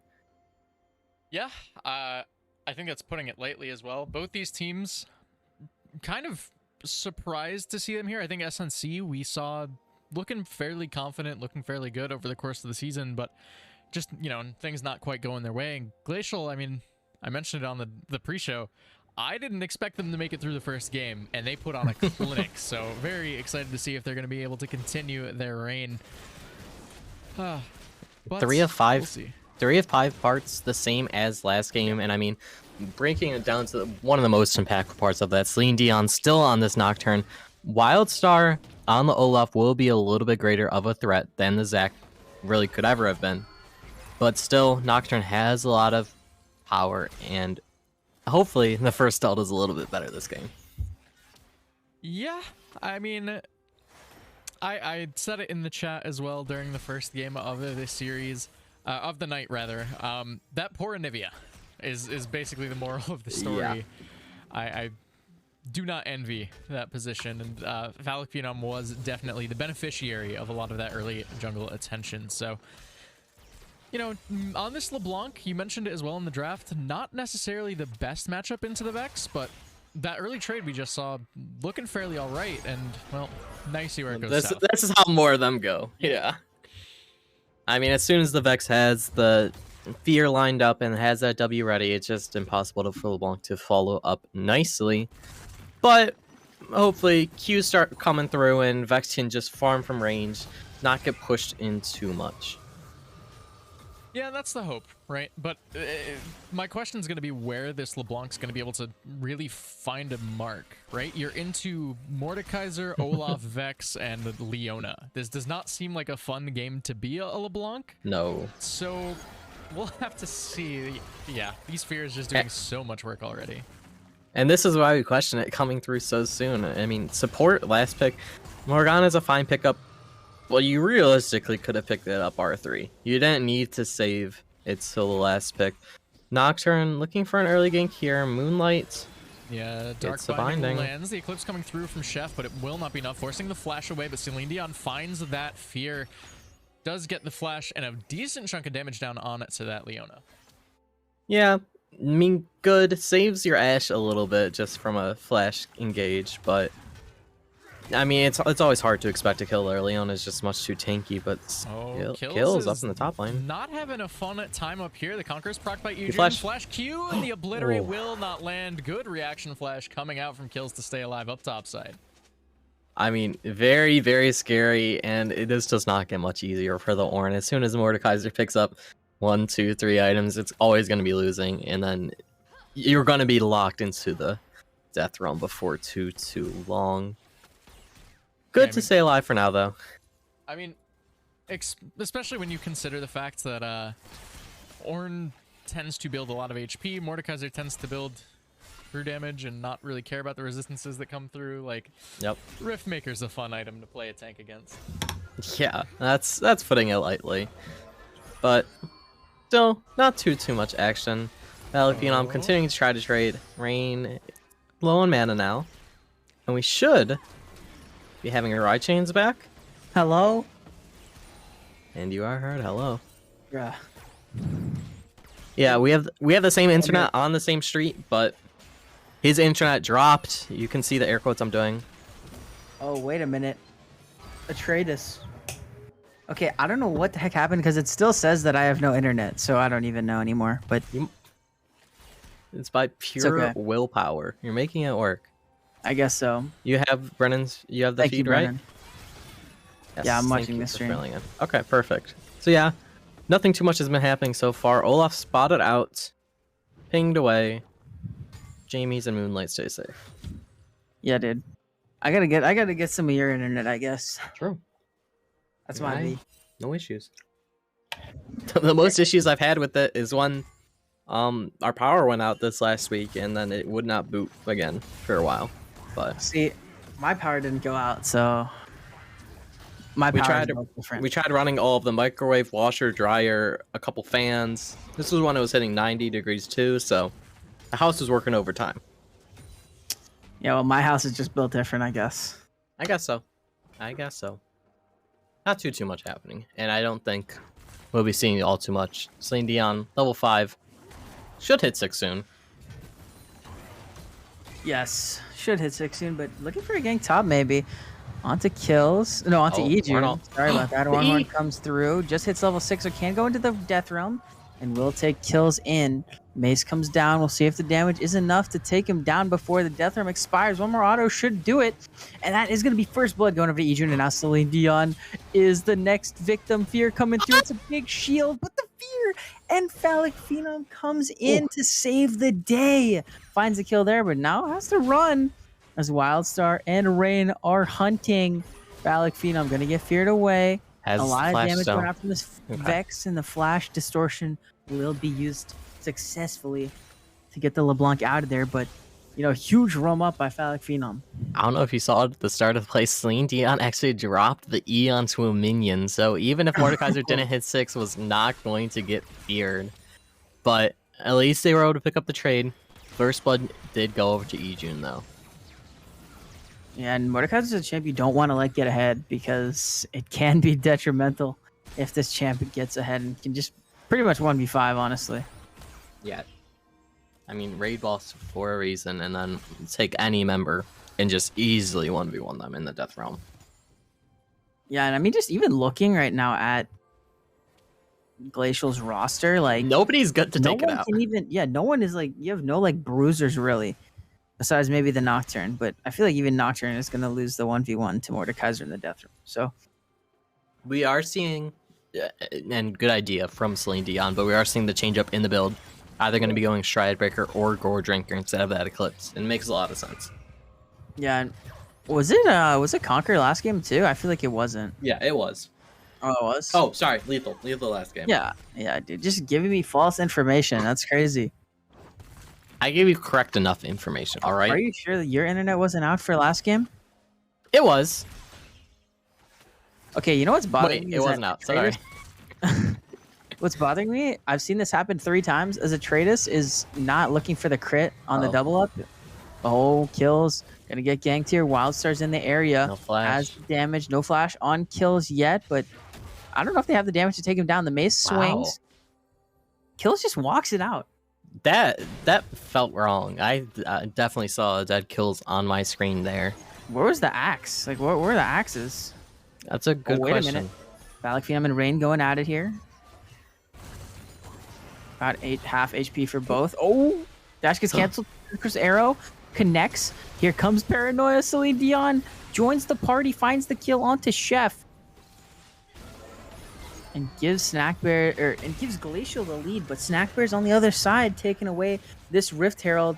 Going to be traded for the first dragon of the game.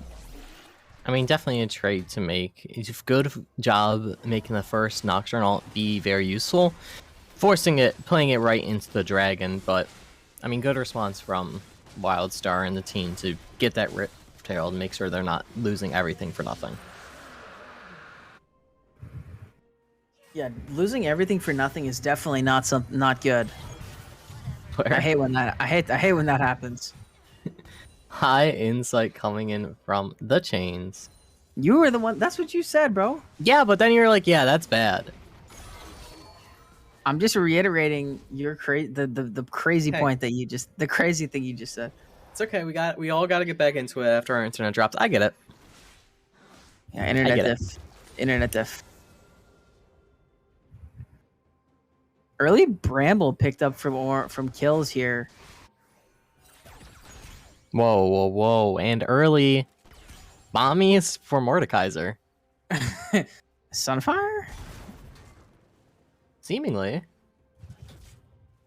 Okay, what I was going to say, I don't what bothered me about, or what's bothering me right now about Atreides is that they're not autoing the minion first and then queuing it. They're just queuing it, so it's not getting the crit like multiplier from when you kill the initial target. And I saw that happen like 4 times in a row, and I'm just like, bruh, they'd be dead by now. Yeah, not being all too optimal on the MF, but up a solid over 2 waves. Uh-oh. Hits by the Bind Wildstar in this bottom lane. Black Shield comes down Ghosted onto Moonlight. already. Ghost, yeah, whoa.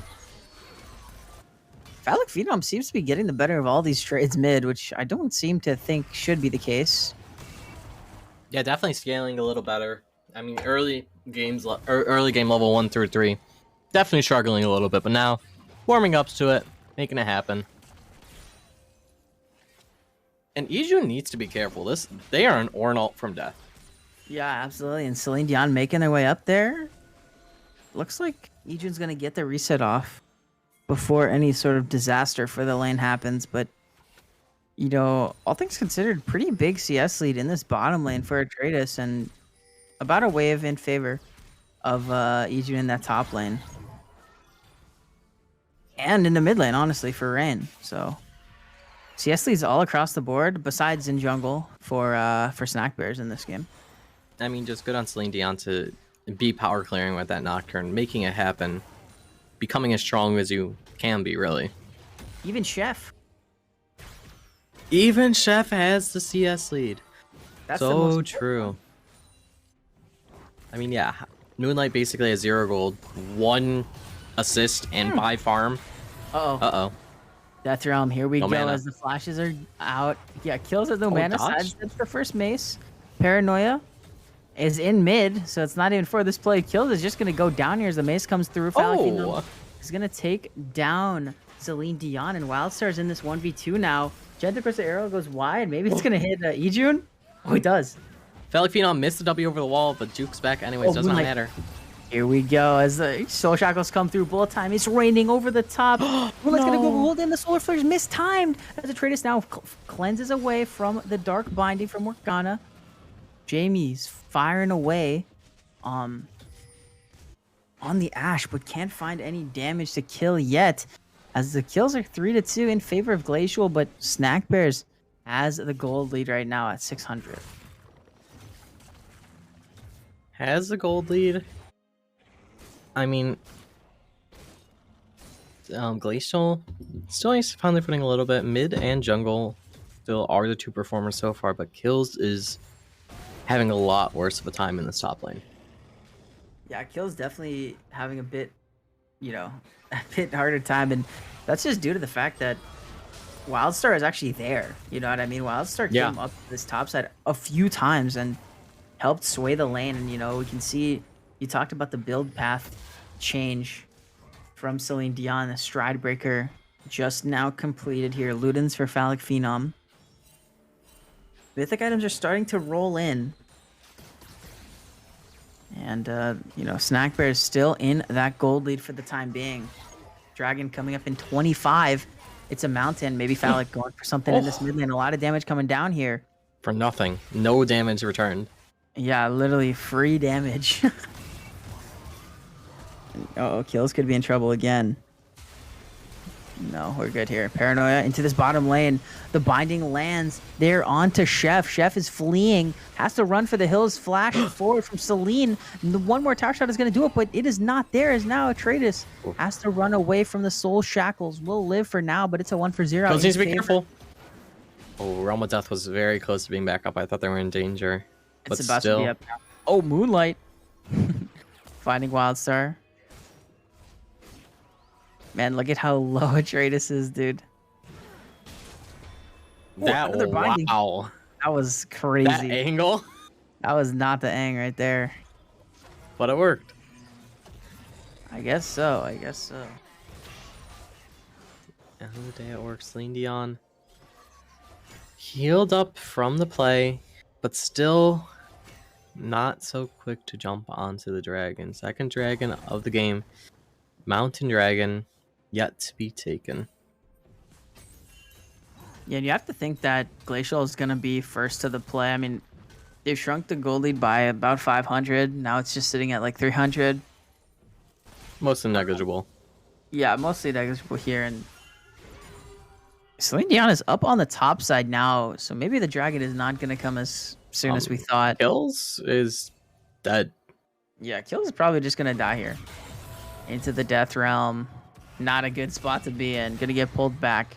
Bringing it down. And another solo kill for Ejun. Oh, Phallic Phenom going in though, onto Rain. Shadow Surge connects, and he's gonna take it in. But wait, look at the reinforcements coming through from Snack Bear. Is gonna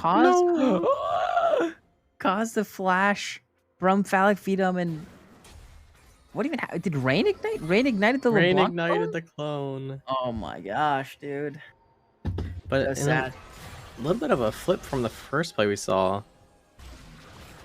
Oh. Ejun finding Celine Dion on this Rift Herald. Can't they get it Here's before gonna come it's too down, late? Trying to fight the damage. Gets the Rift Herald, but might just go down. Yeah, might just the go paranoia. down. Try to find an escape with Paranoia, but Rain is there to pick up the kill, and the Dragon's gonna go down as well here. Phallic Phenom finding assassination on That didn't Rain. seem right. Yeah, that was crazy damage. I mean, good play too. That was just, I mean, hit the chain. I thought the chain was going to be blocked, but now still risking the life, trying to defend against this push. Jennifer's arrow finds Wildstar under the tower, forces out the rag. Wow.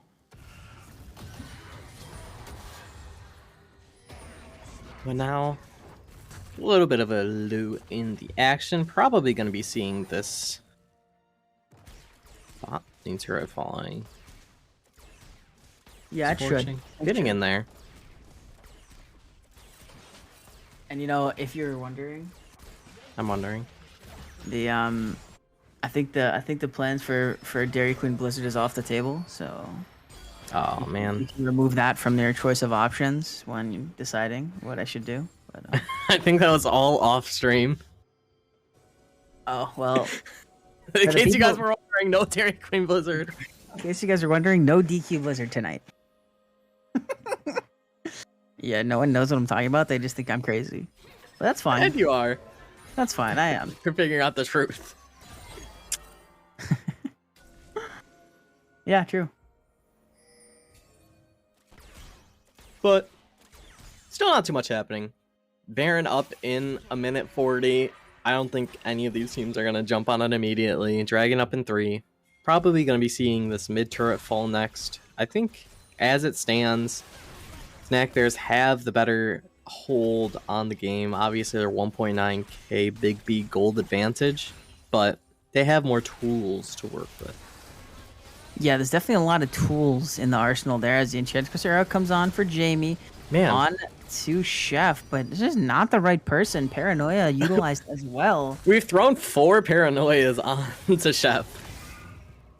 I know. I don't know what's going on there.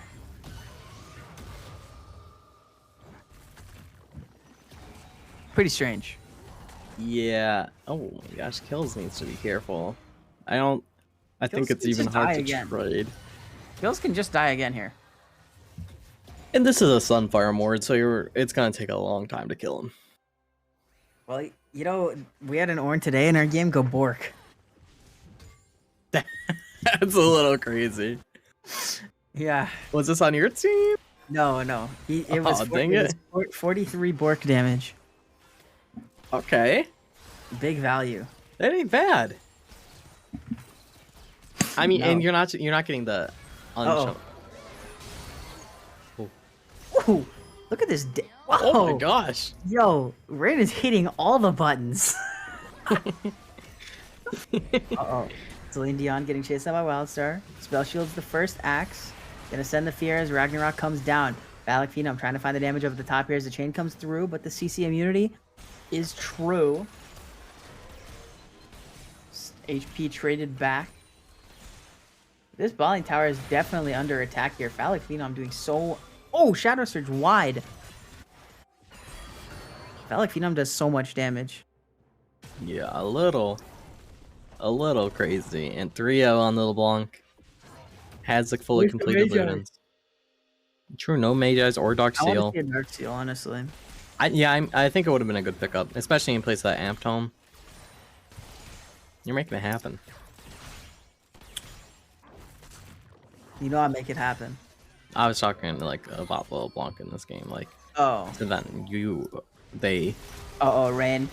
Paranoia comes through. Everfrost misses. One more auto should be enough there, and Celine picks it up.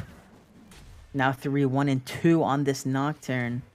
And an ult not going, Paranoia not going on a chef results in a kill. Maybe they will take that into consideration when that cooldown is up. Maybe. It doesn't change the fact that there's a 1.2k big B gold advantage for Snack Bears right now. Yeah, that's true. It does not. But you know, Dragon spawning. Dragon is spawning, yeah. The Inferno. Volcanoes. Huh? Yep. The Inferno blazes. Whoa, this is a family-friendly stream. I know. Dragons up now. Control word on it for the side of Snack Bears. Oh, they have kills. warded out. Wild Star is warded out. Kills is gonna Doesn't die matter. here. Oh, they're out. They can ult They're away. letting him walk away. What? Olaf doesn't have CC. Okay, Ijun could just ult him. Right here. Right now. Glacial Nate. onto this dragon. I don't know how how did they just pick this up so easily? I guess I they don't lose know. mid for it, but they do stop that. Oh wait, They lost Glacial two has towers. Yeah, that was the Glacial second. This is the third dragon of the game, by the way. Yeah, I missed the first one. Oh, yeah. Get better internet Dude, I have from the producer. I have one. I'm supposed to have 1 gigabyte. Yeah, but is it really 1 gigabyte? Like, how much are you actually getting ever? Like, 400, maybe? Something Celine like that. Dion onto Let's Ijun. see what Celine Dion can get here. Gets the fear. Not much That's else. about it. 50 CS lead though for Atreides in the bottom lane. That's crazy. 50 CS lead for Ejin in the top lane too. Like what? I mean, yeah. This Orin has been struggling. I wouldn't say Ash has been that much, so that CS lead is a little bit more surprising to me. Yeah, absolutely.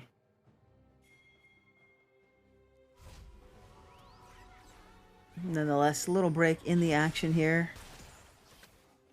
As the gold lead sitting at about 2.5K, sorry, in favor of Snack Bears. They are down 1 dragon, but I don't have think it's CS a big lead in- issue. yeah, pretty much every role except for mid and jungle. Celine Dion getting found at this crab. Wildstar might look for this fight here. He smites Celine Dion. Wait, nobody smited. I don't Oh my know gosh, who Wildstar could die here. Yeah, Wildstar can definitely die here. Enchantress arrow connects, but he CC immune Paranoia coming down. Ready for him to go onto Wildstar. Oh, this could be Ijun dying. Ijun. That's a shutdown. Nah, he's just in the death realm right now. He's in the death realm with Celine Dion, and he just ran away. He didn't even try to kill the Nocturne. So the shutdown is going to go over to Jamie. It's 500 gold. Or sorry, that's 450 extra gold, 750 on the kill. That's quite That's a a big lot. swing. They were able to. I mean, Break they got 1K the Scuttle on Crab gold lead. too. They're able to break 2K on the gold lead now, so. It happened. Just trying to pressure a little bit. I like Celine Dion going towards mid. Maybe they could push. Yeah, they're pushing this by themselves. I really like that. They're not getting anywhere bot. Having somebody pushing mid is very, very nice for them. Absolutely, absolutely. Maybe, I don't know how low the tower is, but free hitting on it could maybe result in a tower. And Especially with the Q. Yeah, Phallic Phenom's on the way up. How With about, might just meet Rain, honestly, and kill Rain. But, Oh my god, no fear. oh, Rain. What the heck just Oh. happened? Yeah, LeBlanc E during when popping back with the W is a little interesting. I just felt like that should have been like, oh my gosh, Moonlight. With the flash, getting the flash out of Atreides, but now Moonlight could be in trouble here. Zanya's? That's so golden for the time being. Oh, What the is Chef- Zanya's works? Jessica's arrow connects. As Wildstar's now joined the party. 3v3. Let's hit with a binding. Phallic Phenom hits the chain as well. Does a lot of damage. Bullet time over the top. Not going to do too much, but we'll get the flash. Actually, didn't get any flashes. Never mind.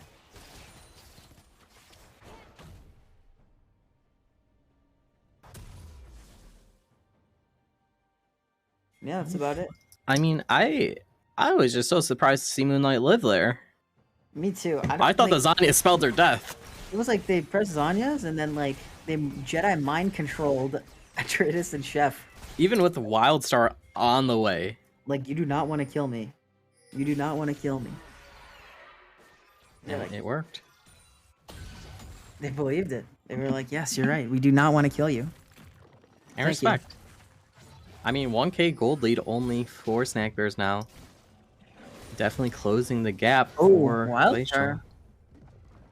Yeah, absolutely. Glacial. 40 right seconds. up in this game. Yeah, 40 seconds on the drag. Oh my gosh. Whoa. Kills. Flashing away from that hook. I mean, he probably would have died, let's be honest. But True.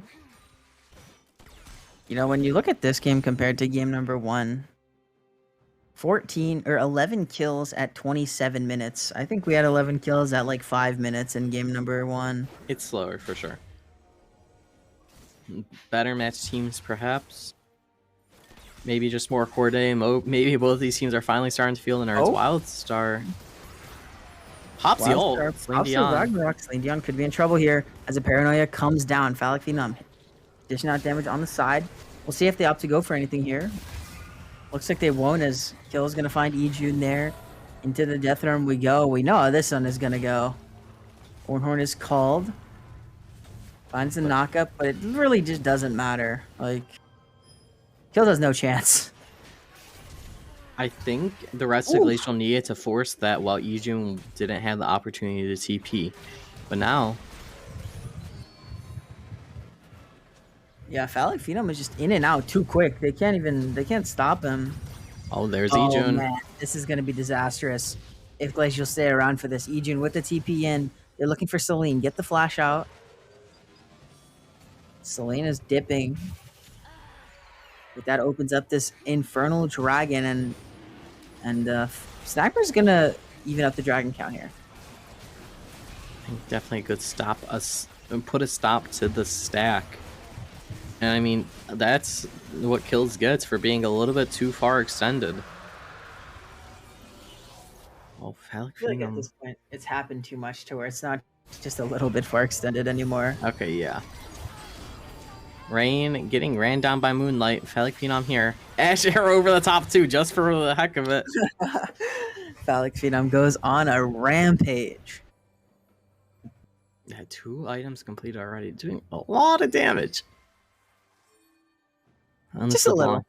I mean, at the start of the game, we talked about how it's probably going to be a little difficult for LeBlanc to navigate in this game, but so far, Phallic Phenom not having issues. Let's hope Adrian decides never to ult them. Oh, Jamie, no! Jamie gets hit by the claw from Mordekaiser and goes down. Phallic Phenom, they're chasing him, but it's just too quick. Yeah, just too quick, just too mobile, but Jamie's on the other hand. Oh my gosh, kills. Uh-oh. Kill's getting pulled back here. Spell shield. Phallic Phenom looking for the assassination onto Atreides. Does he have it? No, he doesn't. No, not another Nocturnal onto Leona. Onto Leona. Again, I mean, if I had $1... I agree. Man, I guess at that point you're just trying to get closer. You might not have vision on the rest of the members, especially the Misfortune, but you can't do anything onto this Leona. Yeah, I mean, it's, you would have think after the 4th time ulting the Leona, you realize, hey, maybe this is not going to work, guys. Maybe. But alas. But maybe it'll work one time, and that's like that'll be the game. But if it works, it'll be sick. I mean, Misfortune struggling to find their way into the game 0-0-1. But 300 gold bounty, 73 farm lead onto the Ashe. Morgana needs to be a little wary.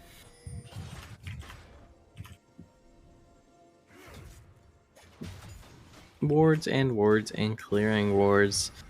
Nothing too much happening now. Baron up, but I still think it's hard for either of these teams to snap and commit it. Or commit onto it. It definitely is, and it's gonna take a few picks. I mean, 12k or 1.2k gold lead in favor of Snackburst here. Shadow Surge connects onto Jamie's, and that's just gonna be a dead 80 carry, I believe. Or Ragnarok comes through, and yeah, the last Q coming through from Vex is enough. Shadow Surge hits again, as now Moonlight's the next target. Soul Shackle is gonna go golden. Rain will as well. And Moonlight flashes out, but will get flashed to follow by Atreides. Now Celine Dion in the 2v5. As wait a minute, what happened there? Rain goes down to the tower, is what it looked like. But look at Phallic Phenom on the sideline right now, just shoving in bot, and is now onto this inhibitor tower. they're trying to. It looks like they're trying to stop recalls a little bit, just trying to buy time for Phallic Phenom to get the turret. And I mean, that's an inhib turret going down.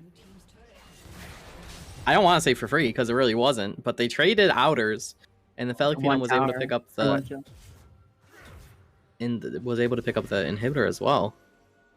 Just good looks. I mean, really, right now it was Celine Dion's having a little bit of trouble in this game, but Phallic Phenom still having a phenomenal game. Oof. Chef is alone for a while. Here we go. On to Chef again. Nice spell shield on the solar flare. Enchanted Crystal Arrow connects, kills in the area as well. Wildstar also in the area. Kills is here. Jamie as well going to pick up the kill onto Chef. Now the Ragnarok comes through. Wildstar's turning around. This could be Baron now. And that's 2 dead. A double kill for Jamie's. And yeah, I agree. This could be the Baron coming out for Glacial Knights here. The gold is back to even. 3v5. Dragon spawning in 40 seconds. It's the sole point for whichever team can get it. And it looks like this is going to be just a free Baron off the back of those 2 picks. I mean, it was on Chef to be out warding so far beyond what was allowed, and then Wildstar trying to help the support. League players, we need to know this. Never help your support. If they die warding, it's their fault. They shouldn't have gone for it. And then they might ask for you, don't ever go. They're just trying to trick you into dying. Come on, dude. It's true. Supports have it out for you. When have you had a support that supported you? Mine certainly do in solo queue. Yes, I agree. Dragon started up by Glacial Knights, and they are now sitting on their Infernal Soul Point. The gold lead is now 1.2k in favor of Glacial. They have turned this game around. Is it just the last seed buff in Gauntlet? We shall see. Kills.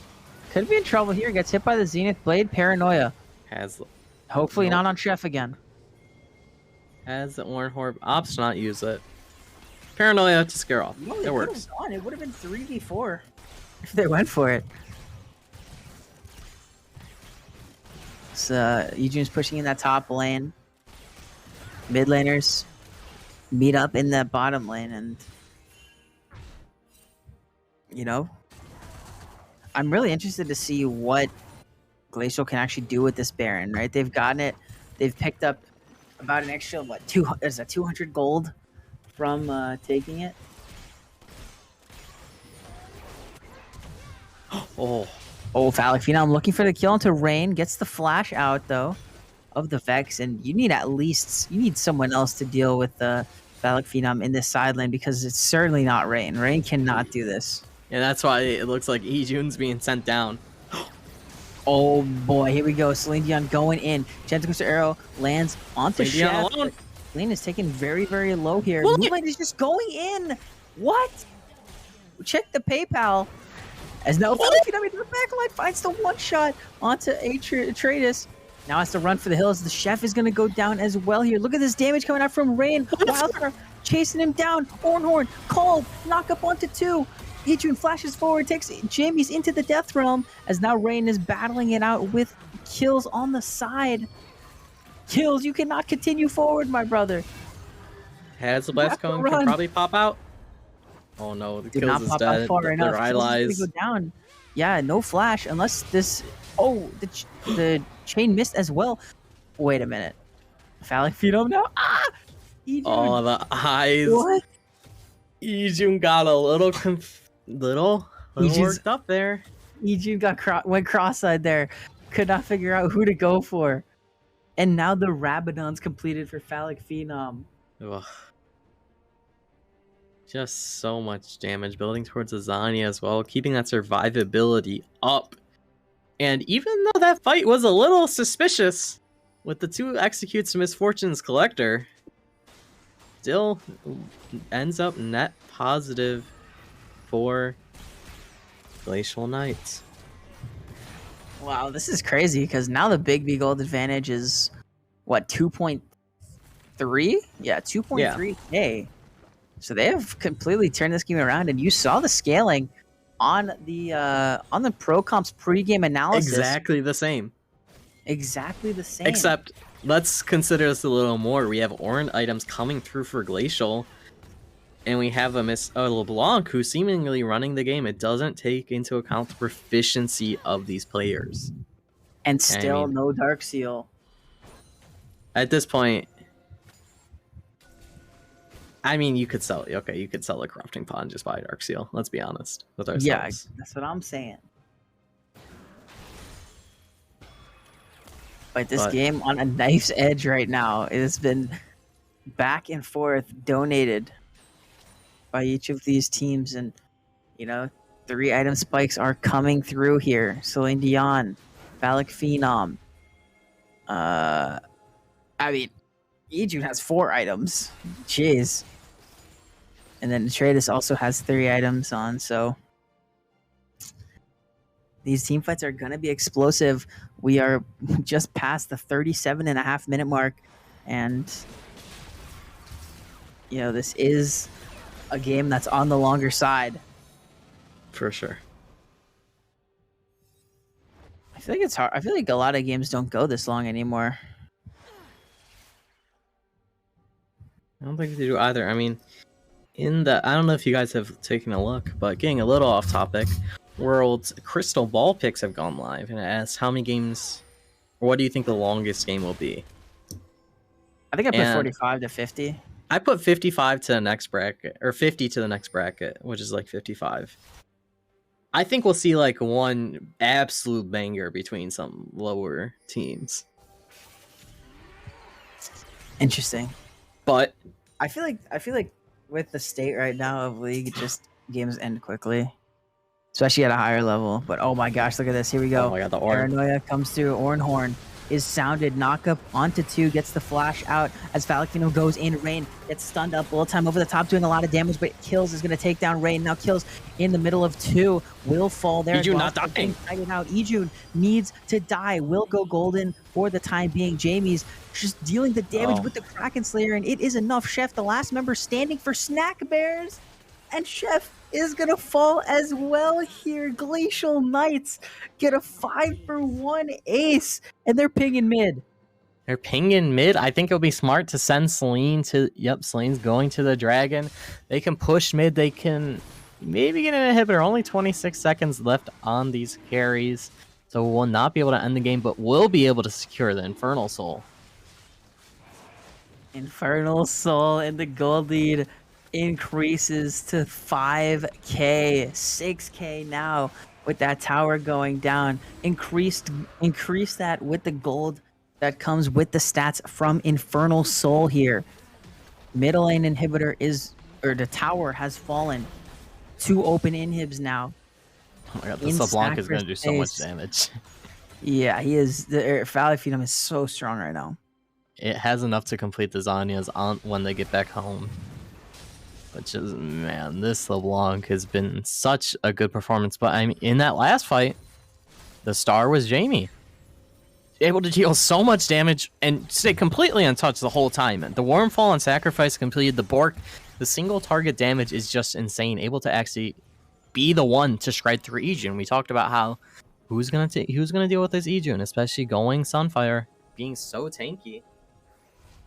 Yeah, now it has the grievous wounds completed as well. So just all across the board, Jamie is going to be shredding these tanks right now. I feel like, Mordekaiser, Yijun has to be careful when you have to play these fights. It's very hard to play these fights now. Very hard to play these fights for sure. But we'll see. Baron up now. That's going to be where the attention. It's where the attention is going to be put. Paranoia Here we popped go. onto Paranoia Ijun. onto Ijun. That's a strange one. But Enchant the Crystal Girl connects! Oh my gosh! To Atreus, Ornhorn, knock up onto 3, and it is gonna be all Glacial Knights. They're trying to get to game number 3. They're trying to make the gauntlet run that Snack Bears did last season. Ijun is gonna go down. It's only Rain left alive, but there is 5 members strong for Glacial Knights pushing in to the base right now. Rain getting ignited, gonna get knocked up. The damage comes through, clapped up by Skills, and this should be the game as the rest of Glacial Knights march the wave down mid. The inhib falls. The Nexus Towers are next on the menu, and they beat the odds again. Glacial Knights going to game number 3. I mean, just such an impressive performance again. I mean, again, Valak Phenom having an amazing game. Definitely the carry of this roster, and just 2 wins now for Glacial. They're up to the final games. Can they make it to playoffs? Can they complete the run? That is the question on everyone's mind right now. And, Glacial, they were doubted in game number 1. They were doubted in game number 2. You guys were woke a little bit to it. You put some money on Glacial. Yeah, we actually put points there. You learn from your mistake. Trying to make this gauntlet run, and how fitting for it to come at the cost of Snack Bears, who made the gauntlet run last season. On to game 3 now. Glacial has a date with GSG Psy, the powerhouses, and I'm just ready to get into the game number 3, honestly. It should be real exciting. We'll see if Glacial can pull it off, and maybe Psy is wise and they ban the Nocturne away. But I don't think there are enough bans in the world to stop what their mid laner is doing. Absolutely. Glacial looking strong. We're going to be back for game number 3 in a couple minutes, so don't go anywhere. It's time.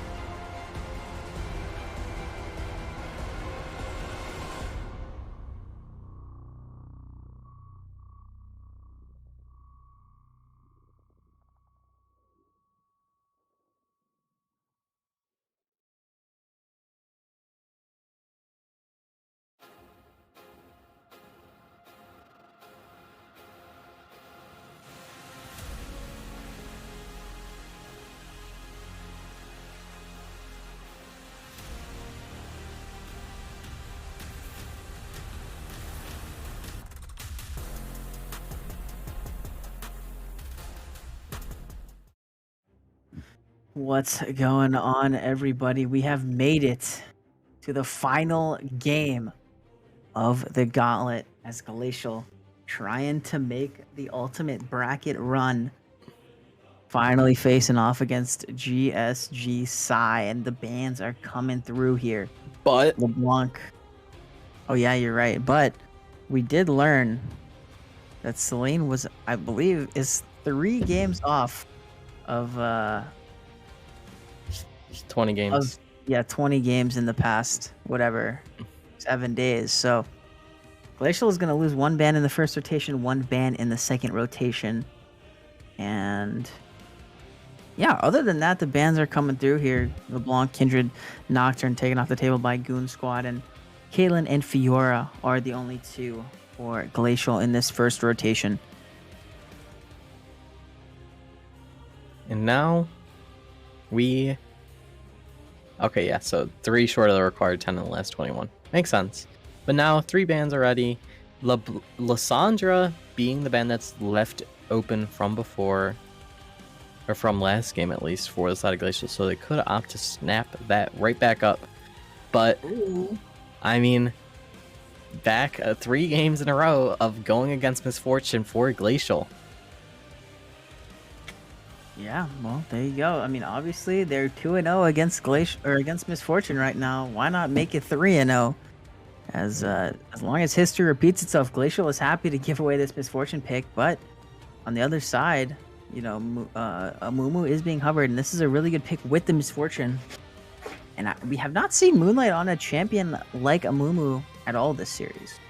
No, we definitely haven't, but it was banned away in the first game, so I think it makes sense. I think it's something that other teams were aware of and were scared of, but opted to ban other things away in these further games. But now, with the opportunity there, they have a Mumu.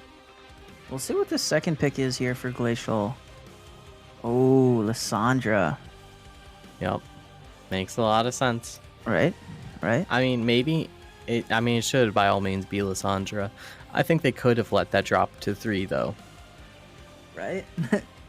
Upside is frozen. Yeah. Looks like we froze here, so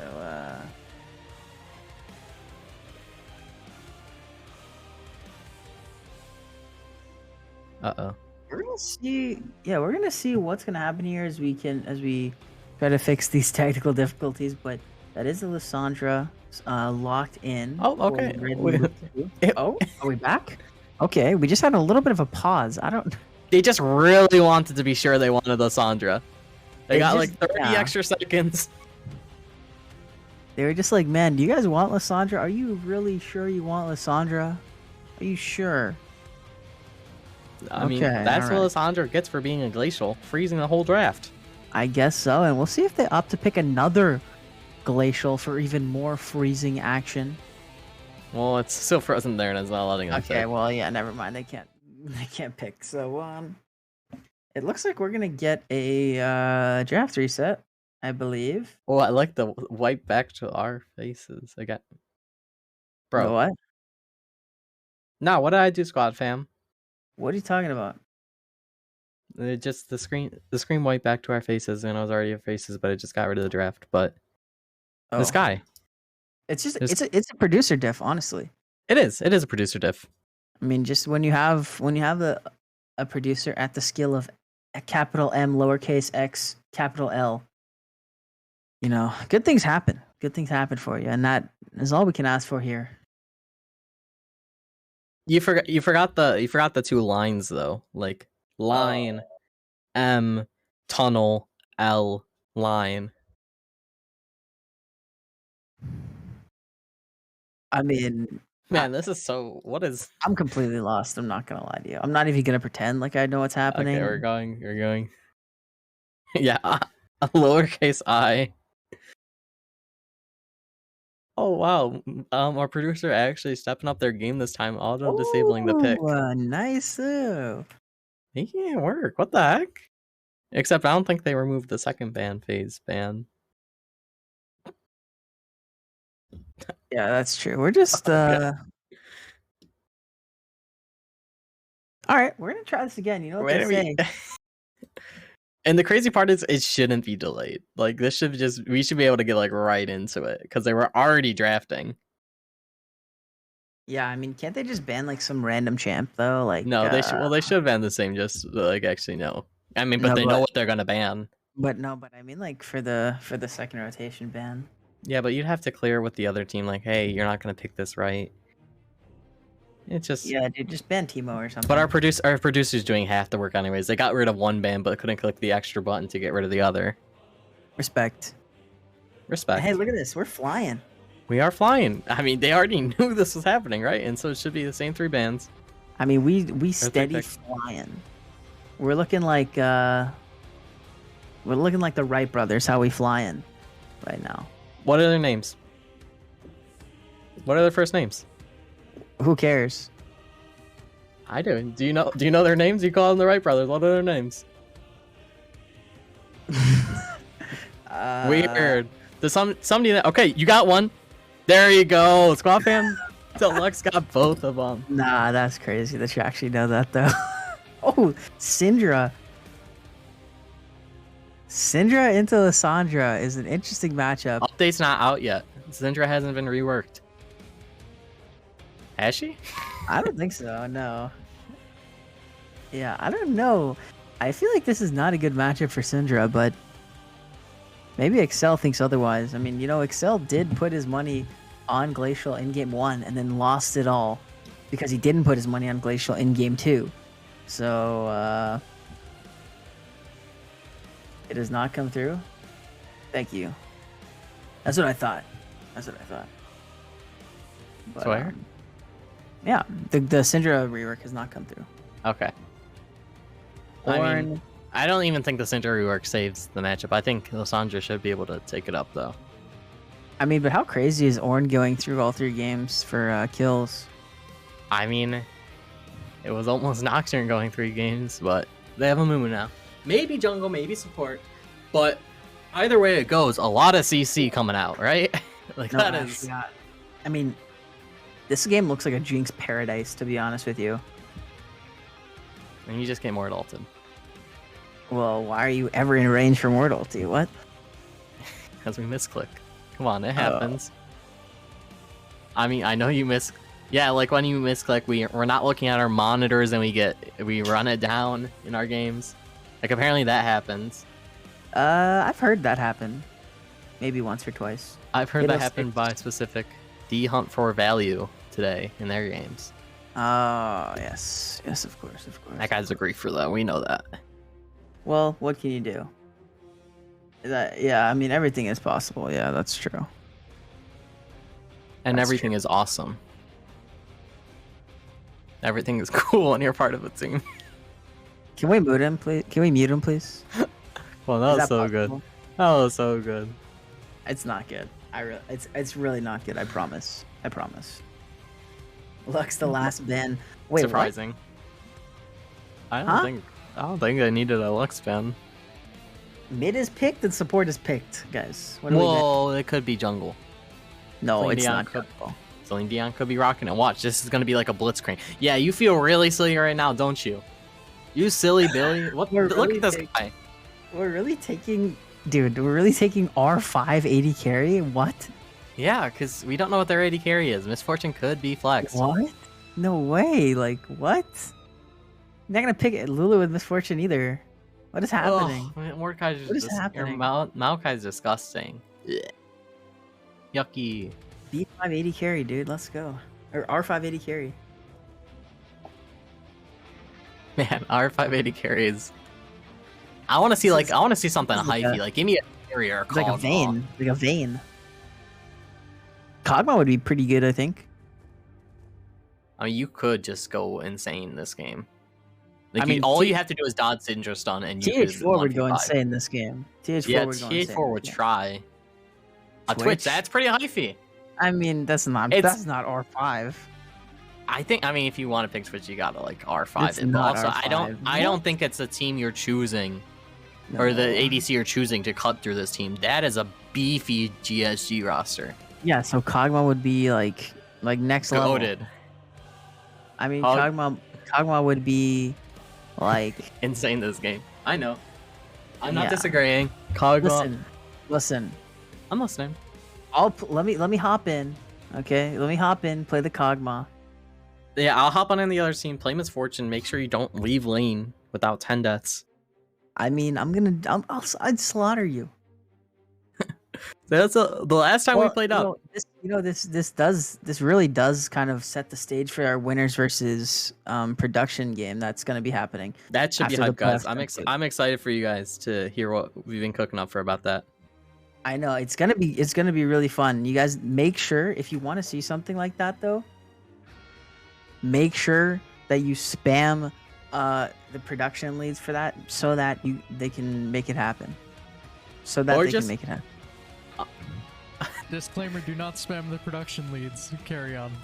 Our production super excited about that. Really excited. Guys, it should be fun. I mean, what's more hype? I mean, yeah, GSG versus Glacial are great teams. They're having a good time this game. They're fighting for their lives right here. But winners versus producers, that could go crazy. Yeah, MXL is the production lead, so direct all your Listen, right me and production lead. me and Michael will play Kog'Maw Lulu, but we'll just first pick it.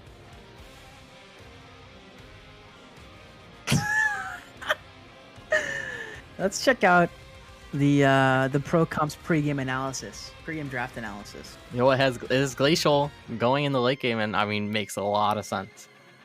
Like they run late. Yeah, do you want to explain that a little bit more? I mean, Twitch Lysandra should be able to carry the team, especially with ornaments coming in. Misfortune, Maokai, Trundle are going to have difficulties actually making it to the back of the team with Lysandra or Namumu frontline. Twitch should be untouched. The most dangerous thing for him is getting hit by a random Syndra stun. Yeah, I feel like the Syndra stun is like so easy to just get caught with randomly. Like it's so hard to keep track of like every single ball that she has on the ground. So I could definitely see it happening. Also, I'm rocking with the pizzas here summoner spells right now. That could be fire. The ghost cleanse, I like that. Cleanse out of the brittle from Thorn. Cleanse out of your own death realm, Ooh. and then you keep them trapped in there. Yeah, you get to leave, but you Zanya's them. Okay, that should... They need to That'd make be that. sick. They need to make that happen. It's just funny. Look at the graph. Engage and protect for Glacial here. I mean, yeah, they're pretty set into those two things. And like we mentioned in chat, Magikarp mentioned in chat, Pizza is here and Scout should just be split pushing like crazy. Yeah, I think so. I mean, it's like, oh look at Trundle's rocking the Ghost Cleanse too. Yeah, because they're ghosting, by the way. Yeah, they're actually hey, turn off the stream. Hey, Pizza is here and Scout. Swap your summoner spells to Ignite Barrier if you're not watching the stream. If you're listening, swap it to Barrier Ignite. Let's see what happens. You think they will? They probably, I mean, knowing people that are stream time, they got selective hearing. They're not gonna. They're not gonna change it just so that. Just to spite us. Yeah, they don't get ratted out here. But I mean, and it should be. Oh, it should be Ignite? Jamie's that's doing all the ratting. Flash Ignite. Wait, Flash Ignite. Oh, that's. Where's the barrier? You need the barrier, Scout. Out. Barrier Ignite. Oh, they're all over the place. They're just they don't know what's going on anymore. Actually, selective hearing diff. Everybody, predict right now with who you think has this game. Is it going to be GSG side pulling off the not really the upset, but the crush? They're gonna knock Glacial Knights off, or will Glacial Knights finish the run and make their way into playoffs? What do you think? Vote with your points. Wait, Pizza is the jungler, right? Yeah. Wait, they're out of order. I just realized. Wait, Scout's actually jungling today? Interesting. Brian's battling with the voices in his head right now. Well, no, because Pizza's... Remember, Pizza is here? Pizza is here. Interesting. Well, we are going to be getting into this competitive integrity spectator delay, but Get your points up. Get in there. We only got like 600 versus 300. Get in there. throw them points up. See what's good for it. Put your money where your mouth is. You gotta put up the thing first before they can put their points in. It's the prediction's up.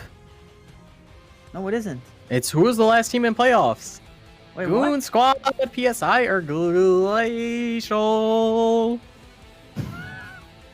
All right. Well, I'm sorry that you guys had to hear that, but That's how it's written. I'm just reading as it's written. we're gonna take a break, and I'm gonna give him a tranquilizer. So we'll be back onto the rift shortly.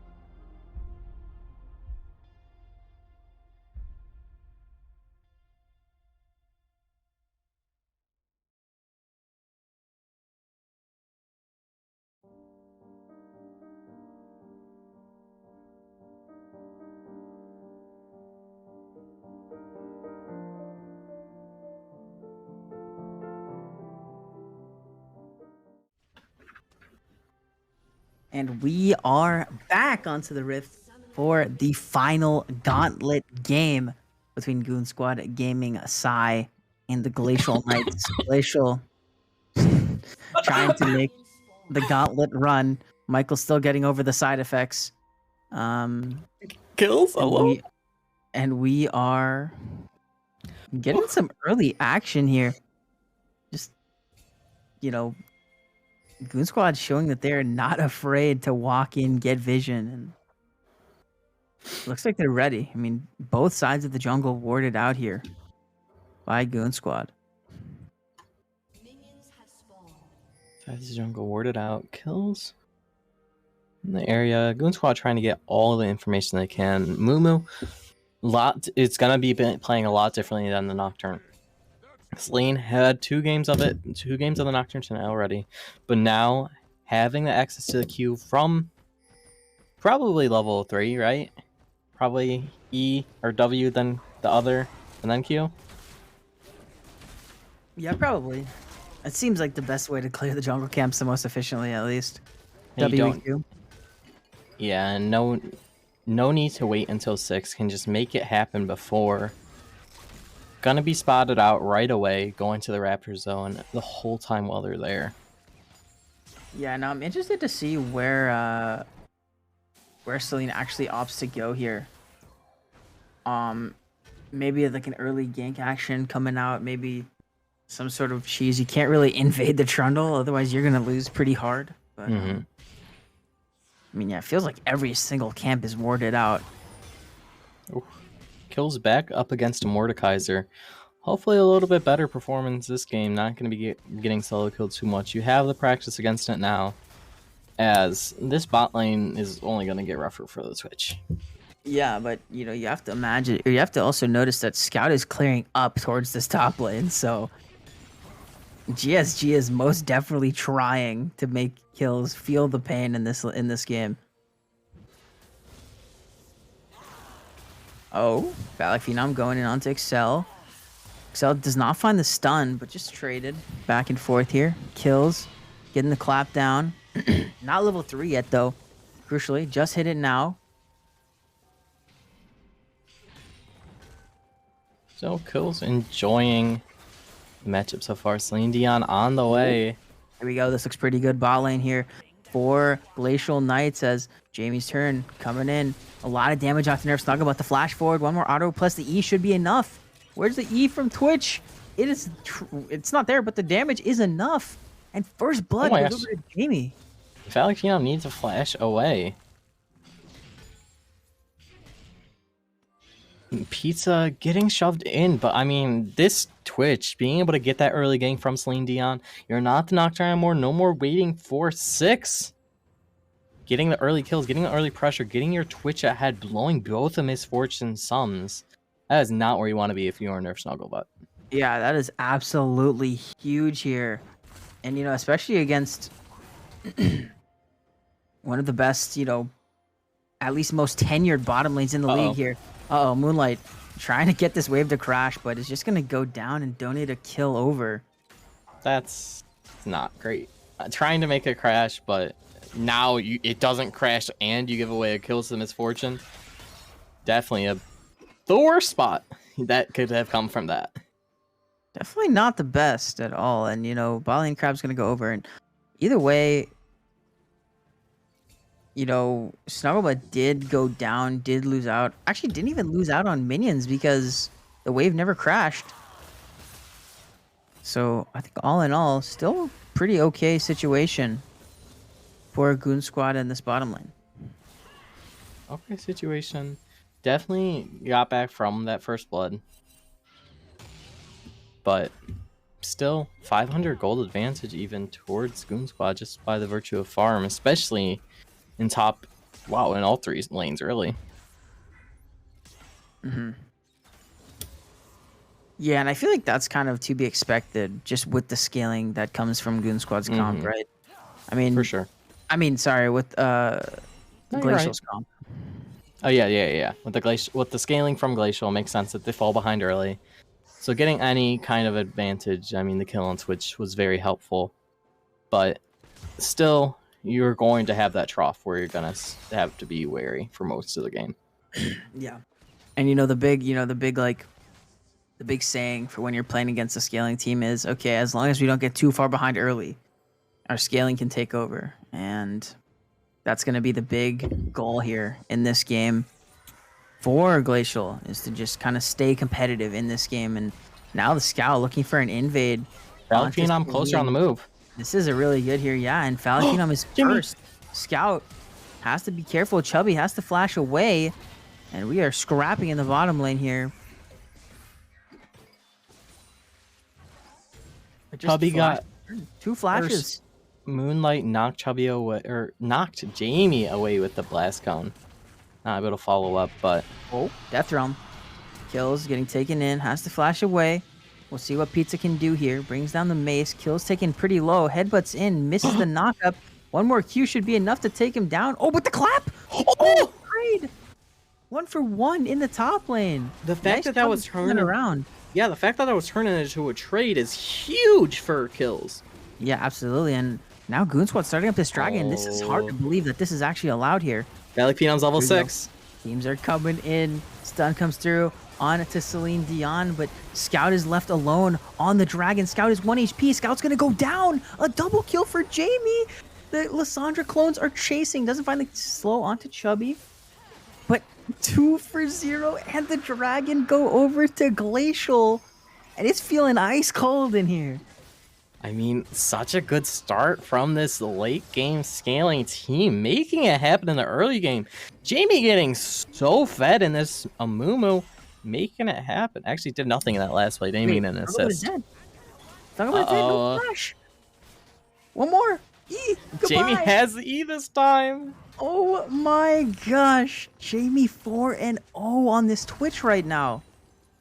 I mean, we're seeing Lysandra's pinging it in the chat. They know that this switch being ahead is really all they need. They could coast from here as long as they don't give away too much. They will be fine moving into this late game with a Lulu to back it up. It's hard to not say this game is so in the favor of GK, but Kills are also having a better time against this Mordekaiser. Yeah, where does all this damage coming from? I feel like Kills feeling way better in this game. Gets the clap up. Colin the Forge got in. 1 knockup, 2 knockups. Brittle proc, baby. And that's a solo kill in the top lane. What the heck? What? Kills really learned from that last matchup or something. Oh my lord, Kills.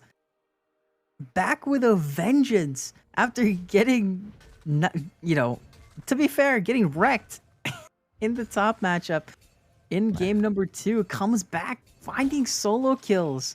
I mean, just easy. Wait, Excel is in not a great spot. Low on mana. No scatter of the week. Celine Dion is on the way. Has to flash. You have to flash. Whoa, where you? That's not the way. Flashing towards the enemy base. Bandage Toss connects. Oh my gosh. What is happening? Another kill straight into the pockets of Glacial Knights. Their late game comp, they don't need to get late game. They're just winning early with the scaling composition. I mean, that was just such weird positioning from Excel, just not being in the right spot at all. Pizza's here. Oh, whoa, that was a crazy pillar there. And now Celine Dion going at it here. Numbers advantage for Glacial as Scout's gonna go down. Pizza's running for the hill. Or no, Pizza trying to chase down Celine Dion, but there are a lot of low health bars here. Knock up is 1. Hook comes through. Kills is gonna go down here, I believe. As oh no, Celine and Phallic have to run for the hills. Pizza flashing in, finds a double kill. This should be a triple kill, I think here. Oh, Moonlight! Moonlight has to be careful. Flashing forward. As now Nature's Grasp coming through. Moonlight is gonna fall as it's spray and pray time for Jamie here. Has to flash away to safety as well here. And oh my gosh. What an absolute throw. 4 for 0 for the side of GSG across the map. I mean, yeah. Three. A throw. What? No. Celine Dion didn't die. What? That's surprising. They lost the Rift Herald, though. I thought Celine Dion definitely died. No, she's still alive, dude. Still pumping out hits. I mean, I guess so. Hopefully, this might be an emo track since they're playing a Moo this next one, but Moonlight. Q. No Q. No base stopped. You know, I would like to just turn our attention towards the bottom lane CS right now. Despite Jamie's turn being 4-0, down 20 CS, Hey, happens. not something you see often. No, it happens. Excel getting up in there. Ward instantly cleared out by the Paraceline, Dion, and Moonlight. Whoa. Kills getting hit up. No Death Realm. Oh yeah, Pizza's angry now. Pizza is angry now. Going actually for the Riftmaker this time instead of the Sunfire. Yeah, I think that's gonna be just really hard for kills to do anything in the lane. Yeah, I mean we saw how bad it was with the with the Sunfire last game. Now the Riftmaker, You know, yeah. harder. Oof. I think it execute. Double up to the dome. Wait, Kills is just dead here. Into Uh the Death Realm. Oh, he can't get into tower range. Oh, he can. Pizza's here. Brings down the mace. Oh.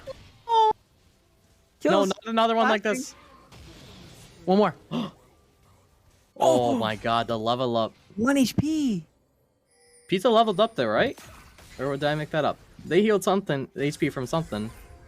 I don't know. Triumph healing. Has Triumph healed from it, perhaps? Oh my gosh.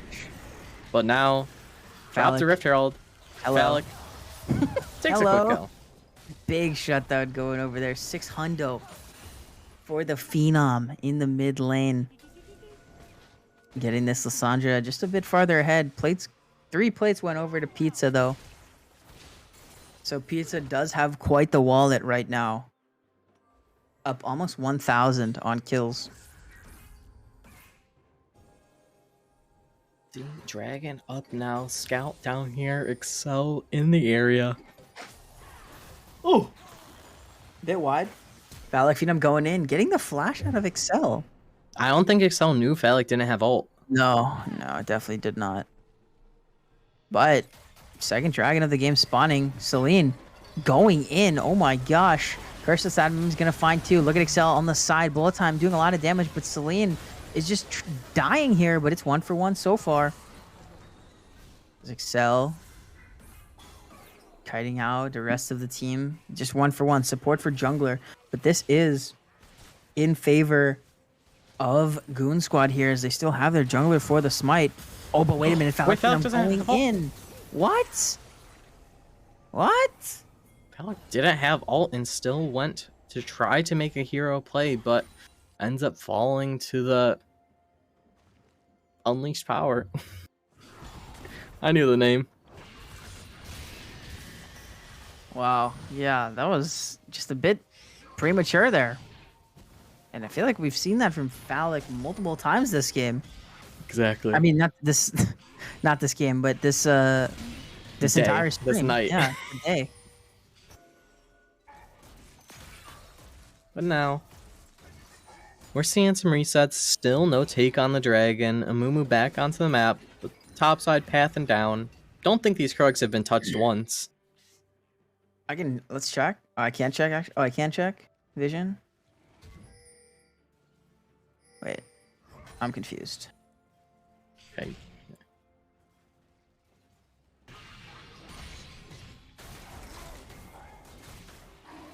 Yep. Okay.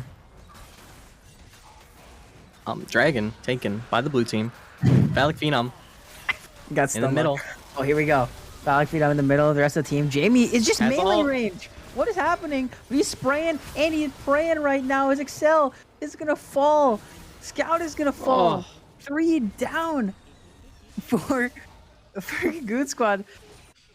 But they lose the dragon. But Goon Squad gets the dragon. I got completely stun locked by the controls there of the spectator. And I'm sure you still haven't figured out if Krugs have been taken. No, I still have not. Kills though is gonna be taken down again. You know, we might Krugs have spoken been taken, too by the early. way. We might have spoken too early. Kills having some issues. Yeah, probably a little premature, especially with the Riftmaker completed. This Mordekaiser just cuts through this orange so easily. being able to pick up the first turret of the game here for the side of GSG Psy. The rich get richer. Almost 2K now in favor of Pizza. Pizza is here and Pizza is fed. One of the shining lights on the side of Oh, GSG. Fronting on Celine Dion. No ultimate. Kills us in the AO. Not going to do anything though. Phallic Phenom. Also not going to do anything. I Play a mean, little now safe. would be the time to go, right? Like, Yeah, Mythic completed. Have everything. Ignite not quite up yet. Maybe once that's up, that's the time to go for it. And look for a kill force now in the bot lane if they so choose. But teams are waiting. 3 minutes until Dragon. Rift Herald up. Could look for that. Still up 4-3. Celine Dion jumps on the Maokai. oh, Chubby Chernobyl now is in trouble here. Does not have the flash. This is going to be a dead tree. Turned to paper. And now Phallic Phenom looking for it. A lot of damage coming out there. Ignite drop, but ult not. No ulti. I mean, I think ulti would have been able to secure the kill. Yeah. Now Rift Herald up. Mordekaiser here, and that's awfully scary. Curse of the Single Saddle Army is teleport. not available. Here we go. Ornhorn knock up onto 2. Jamie trying to run away, but gets taken into the death realm. Is flashing away, trying to live. Gets taken down. Herald goes over to Goon Squad here as they are running over this fight. Moonlight, the last member standing, will fall as well. 4 and a Herald for 0 in favor of Goon Squad. I mean, that was the fight to take if you are Goon Squad. You catch them off. They don't have their ult still. They're still waiting on cooldowns. You catch them out. Take 4. Take the Rift Herald. And now you start pushing out of mid. Don't have the Herald. Don't need it to break.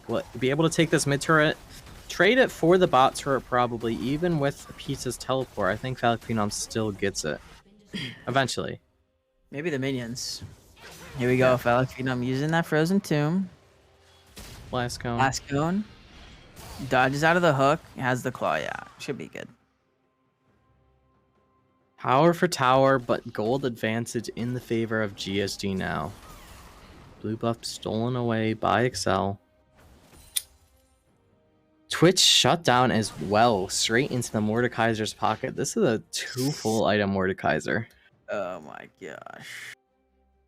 And, I mean, we talked about last game who was going to take the Mordekaiser down, and it was Jamie, right? Yeah.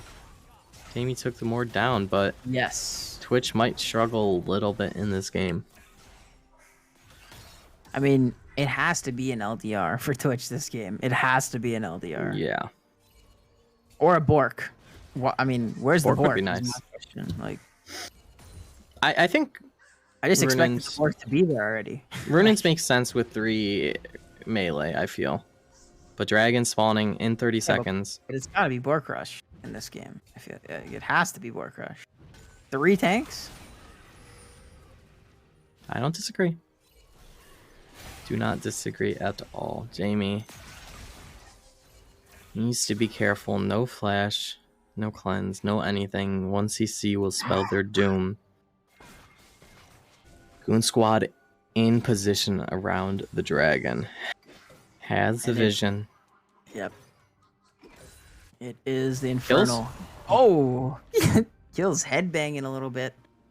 Smacks the pillar. Right Breaks it into the down. pillar. Oh, Herald spawned bot side as well here. They might look for Pizza. You guys remember that Pizza does have an ultimate that allows him to take everyone out. But Curse of the Saddle Mummy onto 3. Celine Dion is just dead. Bullet time over the top, doing a lot of damage. But Phallic Phenom doesn't go in. Instead, uses the ultimate on himself. Jamie trying to do it with this spray and pray. Gonna find the shutdown actually onto Pizza, but Phallic is gonna go down. The rest of the team has to run away. Nerf Snugglebutt flashing forward. Do they have the damage to continue forward? Moonlight is going to fall as well. A 3-for-1 in favor of Goon Squad. And they're going to find this dragon for themselves as well. They're going to be picking up the second Infernal Drake. I mean, 2 kills going over to Glacial, 2 over to Goon Squad, Dragon, 2 Goon Squad, but shutdown on Mordekaiser claimed by Twitch. Some Yeah, extra right? gold into Twitch's pocket. Jamie has 2,100 right now in the bank here. That's a lot of money. This should be recurve. This should be recurve bow and boots. and vamp scepter. Oh yeah, wow, not even boots yet. Okay, as a QSS. That's fine as well, I guess. Wait, aren't they still sitting on gold? What happened? They're still sitting on 800 gold, leaving the base. What? Boots and a dagger, maybe? Boots and yeah, what the heck? I mean, sell your Dorans. You could even pick up the. Like what? Feeling being slow on the Twitch. Maybe it's going to no boots build. No boots build. Interesting decision. The attack speed alone is often enough to justify the boots, no? Well, you could instead get like Orc or something. Copium. You can instead get Ma.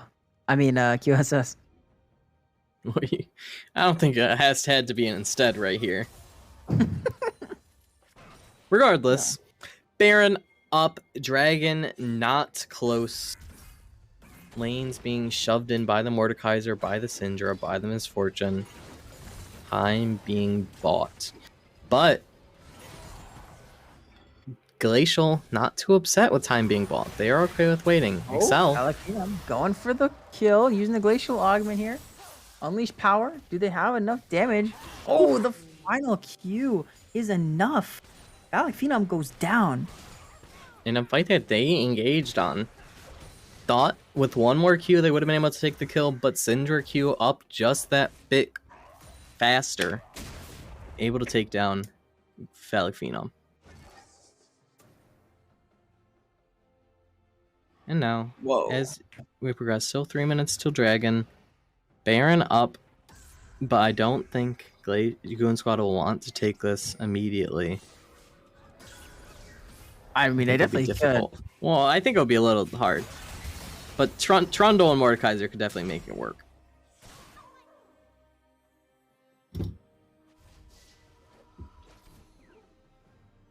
Yeah, I mean, they definitely can. Mordekaiser, I mean, Trundle is just like able to do so much damage to this Baron.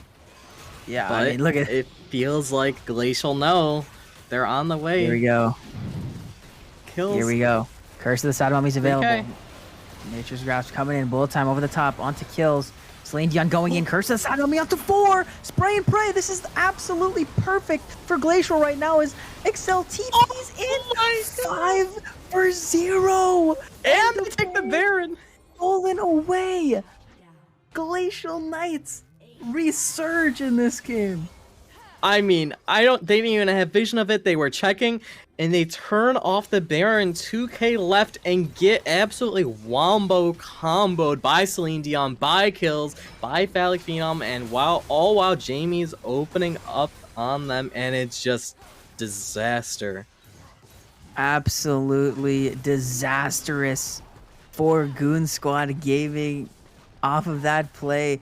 Phallic Phenom almost went down to the tower there, but oh my gosh. Beautiful fight for Glacial. I mean, completely makes it happen. And now, setting 3.5k in the lead. Dragon coming up in a minute. They had a lot of gold in the bank. Solo boots for Twitch, but building towards the Bork like you want.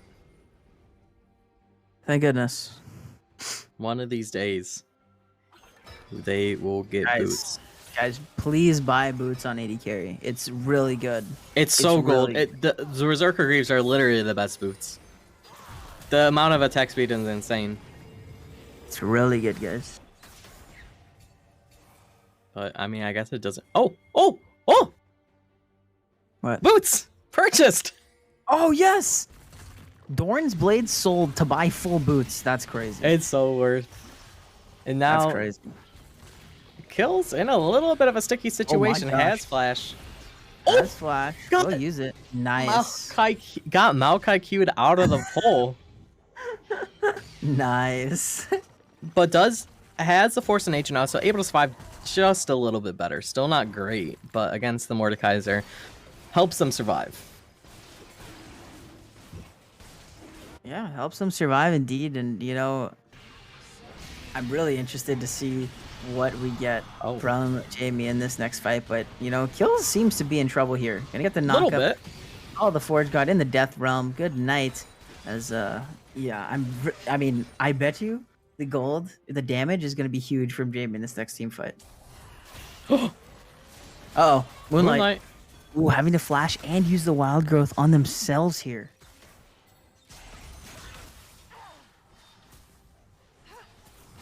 A little bit still on a knife's edge. Pizza's here pushing. Celine Dion responding 3 levels down. Able to clear the wave, but shouldn't do too much else. Uh-oh. Oh my gosh, Valipinum doing a ton of damage. And the Scout flashing in. Glacial Tomb and Ignite. Goodbye. Tremble destroyed. That is not the 1v1 you take. But Valipinum needs to be careful getting... Oh, nope, Sindra decides not to come. Able to take down the turret. Should be able to get right away. Dragon spawning. Actually, dragons are 2-2 right now. As that Infernal Dragon just got taken again. But Celine Dion going on to Pizza here. Death Realm not available yet. Jamie opening up. Oh, CS this for fun. Like, that's just gotta be like an attack move type thing, right? Yeah, it has to be. But if you're clicking on... If you're clicking anywhere near Pizza, it's gonna click Pizza. But I don't know how that could possibly even have clicked the minion unless his mouse was over there. Or if that was intentional, that's so fire. I love that. No, there's no way that was I want intentional. to believe it's intentional. There's no way that was intentional. If it was the siege that was dying, I would have completely believed it was intentional. What? If it was the siege that got last hit, Oh, yeah. I'd believe that, but it That wasn't. would have been me. That would have been me. If it was that's something I would do. If it was a cannon. Gotta make sure you don't miss the cannon. Here we go. Glacial setting up camp in this topside jungle of GSG right now. Big B gold advantage is 4.5K. This right here is a game 3. This is what everyone was looking for to close out the night. And Omega fed Twitch. But I don't think this is what anyone was expecting to see Glacial not only get through the first game. Facts and Logic were the favorites there. Both our analysts predicted. Facts and Logic got that. Then Fact Bears should have had it, and now Goon Squad they should be shoo-ins. But time and time again, Glacial showing up when it counts, showing up where it matters. And Bork looking for a fight. Bork completed for Jamie here. Flash burned by Chubby. Kills running for the hills. Celine gonna meet the scout in that bush. Phenom coming in. Good night. Bullet time over the top, but look at the damage from Jamie. You have to run for the hills. Nerf Snugglebutt is gonna go down out of the minion again. Oh, he got the cannon. Nice. Needs to try to make up some of that farm lane. Still 60 in the favor of their Snugglebutt. Well, it doesn't matter. Oh, back stopped. Nice. Now this inhibitor tower is gonna fall. The inhibitor will probably fall as well. They can keep looking. Celine Dion super low. Yeah, Only Excel's the Excel last for one. now. Still 10 seconds. Oh, double stun. Dude, I would have liked Teleport. this. Oh my gosh, unleash power onto Moonlight. TP coming in. Gets the heal and the wild growth. They can back Out off for third Glacial. drag. Yeah, absolutely. Oh, Infernal or are Dragon they just going TP. straight to Baron? This is a crazy call, I think. Botted out. I don't like this call. Celine Dion so I- low. I don't like this call. No Early smite. teleport only the for second Excel. one. Nah, this is nah. They shred Wait, through they it. stopped. They stopped. They are chasing. They are coming forward. They stopped going. Goon Squad did not contest. They stopped contesting. Now they're just gonna run a drag. They try to get soul point for themselves. Can they but get here? Can Glacial get here? I think they can. Especially if they're taking blue. 10 seconds until Dragon even spawns. Celine Dion sprinting for their lives. And Oh, man. we'll see if Here they we get go. caught out before it's too late. But This is a death bush right Carefully here. reserved. You have to be so careful of this bush. Scout. avoiding it going the correct way. Oh my gosh! Wow, crazy. Moonlight tiptoeing. Kills is not here though. Kills is on not the here. edge. 5v4. Oh my gosh! Celine Dion hits Chubby. Gets pulled back in. Celine taking Jamie. damage. Oh, look at this licky from Excel. Oh, finds it. Jamie. Oh wow! Look at this. Just in time. Now the scout going in. Celine Dion trying to front line. Curse this out on me onto 2. But look at Phallic Phenom in the back line. Immediately one-shots. Nerf Snugglebutt. Jamie on the backside is going to find a trade kill. As now Phallic Phenom and the scout going after it. Scout is going to go down as it is a 2 for 3 actually. Kills in pushing. favor of Glacial Kills on the top side with the purple super minions. As now Pizza going to take him into the death realm. One Nexus Ooh, Tower flash is to going juke. to fall. Forge God has been called. Finds the knockup. Else is going to be able to get out of this with one Nexus Tower going down. The second one is low, but it's not going to fall. And I think they can just go to this dragon right now and secure their soul point. Now, soul point secured. 2 inhibs down. 1 Nexus turret gone. Baron still for a minute, but Glacial remains in the driver's seat. Almost 8k in the lead. Big B gold advantage.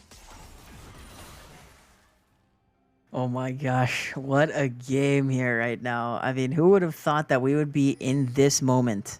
Who would have thought that this would be where we would be at in the game 3 of the IBS Gauntlet? Glacial Knights putting on a show, trying to earn their playoff spot.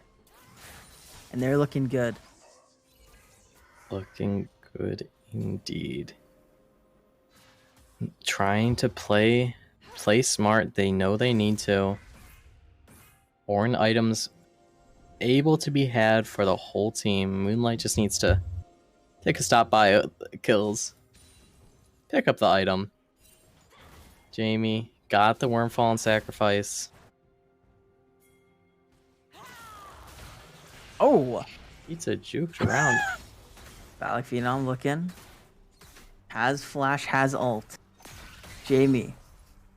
Lurking in the shadows. Celine hits onto Pizza. Spray and pray. Jamie gets rooted up. No E.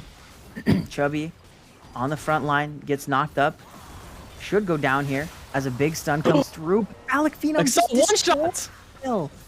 Gets absolutely one-shotted. And it's a 3v5 in the base right now.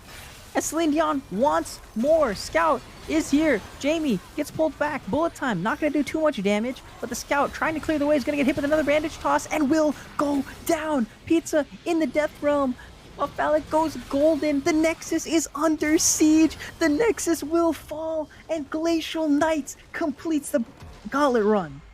I mean, the most practiced team on the day. 3 games, 3 wins. Coming in as what? People were instantly counting them out, thinking they wouldn't win a single game.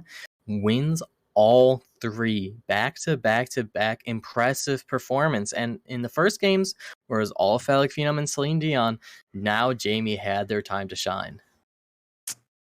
Absolutely. Proving the haters wrong. They said, you didn't bet on us in game 1. We're going to show you what's up. Takes it in all 3 games. 3 huge upsets. And now, Glacial Knights are going to be going to the playoffs. Going to the playoffs and rightfully earned their spot there. Do we have confirmation of who they will be playing against in the playoff, or is it a choice? No, TD gets to Okay. choose who they want to play. To be honest, I don't know if I'd want to play. I don't even know if I'd pick Glacial right now. I mean, it's such a hard choice. Glacial looked pretty good. I mean, it wasn't like one person just carrying all Yeah. around, right? Each We had- person had their own game, had their own time to shine. Exactly. And I think that's what, that shows a good team right there, where everyone can pitch in, everyone can carry when they're asked. And, He did just all that. in all, very, very impressive run by Glacial going into the playoffs, going 3-0 on the day, completing the Gauntlet sweep, and, beating Snack Bears, who had the Gauntlet sweep last season, just to add even more narrative to the story. So, As if we didn't have enough. as if there wasn't enough, added that a little bit there. But you know what? I think that's going to do it for us today. Huge, huge win by Glacial there. Big shout out to them as they are moving on to the playoffs. But, that's going to be it. As I have been Rye Chance, joined by Michael. We'll be back next week for the semifinals. We got best of fives coming at you.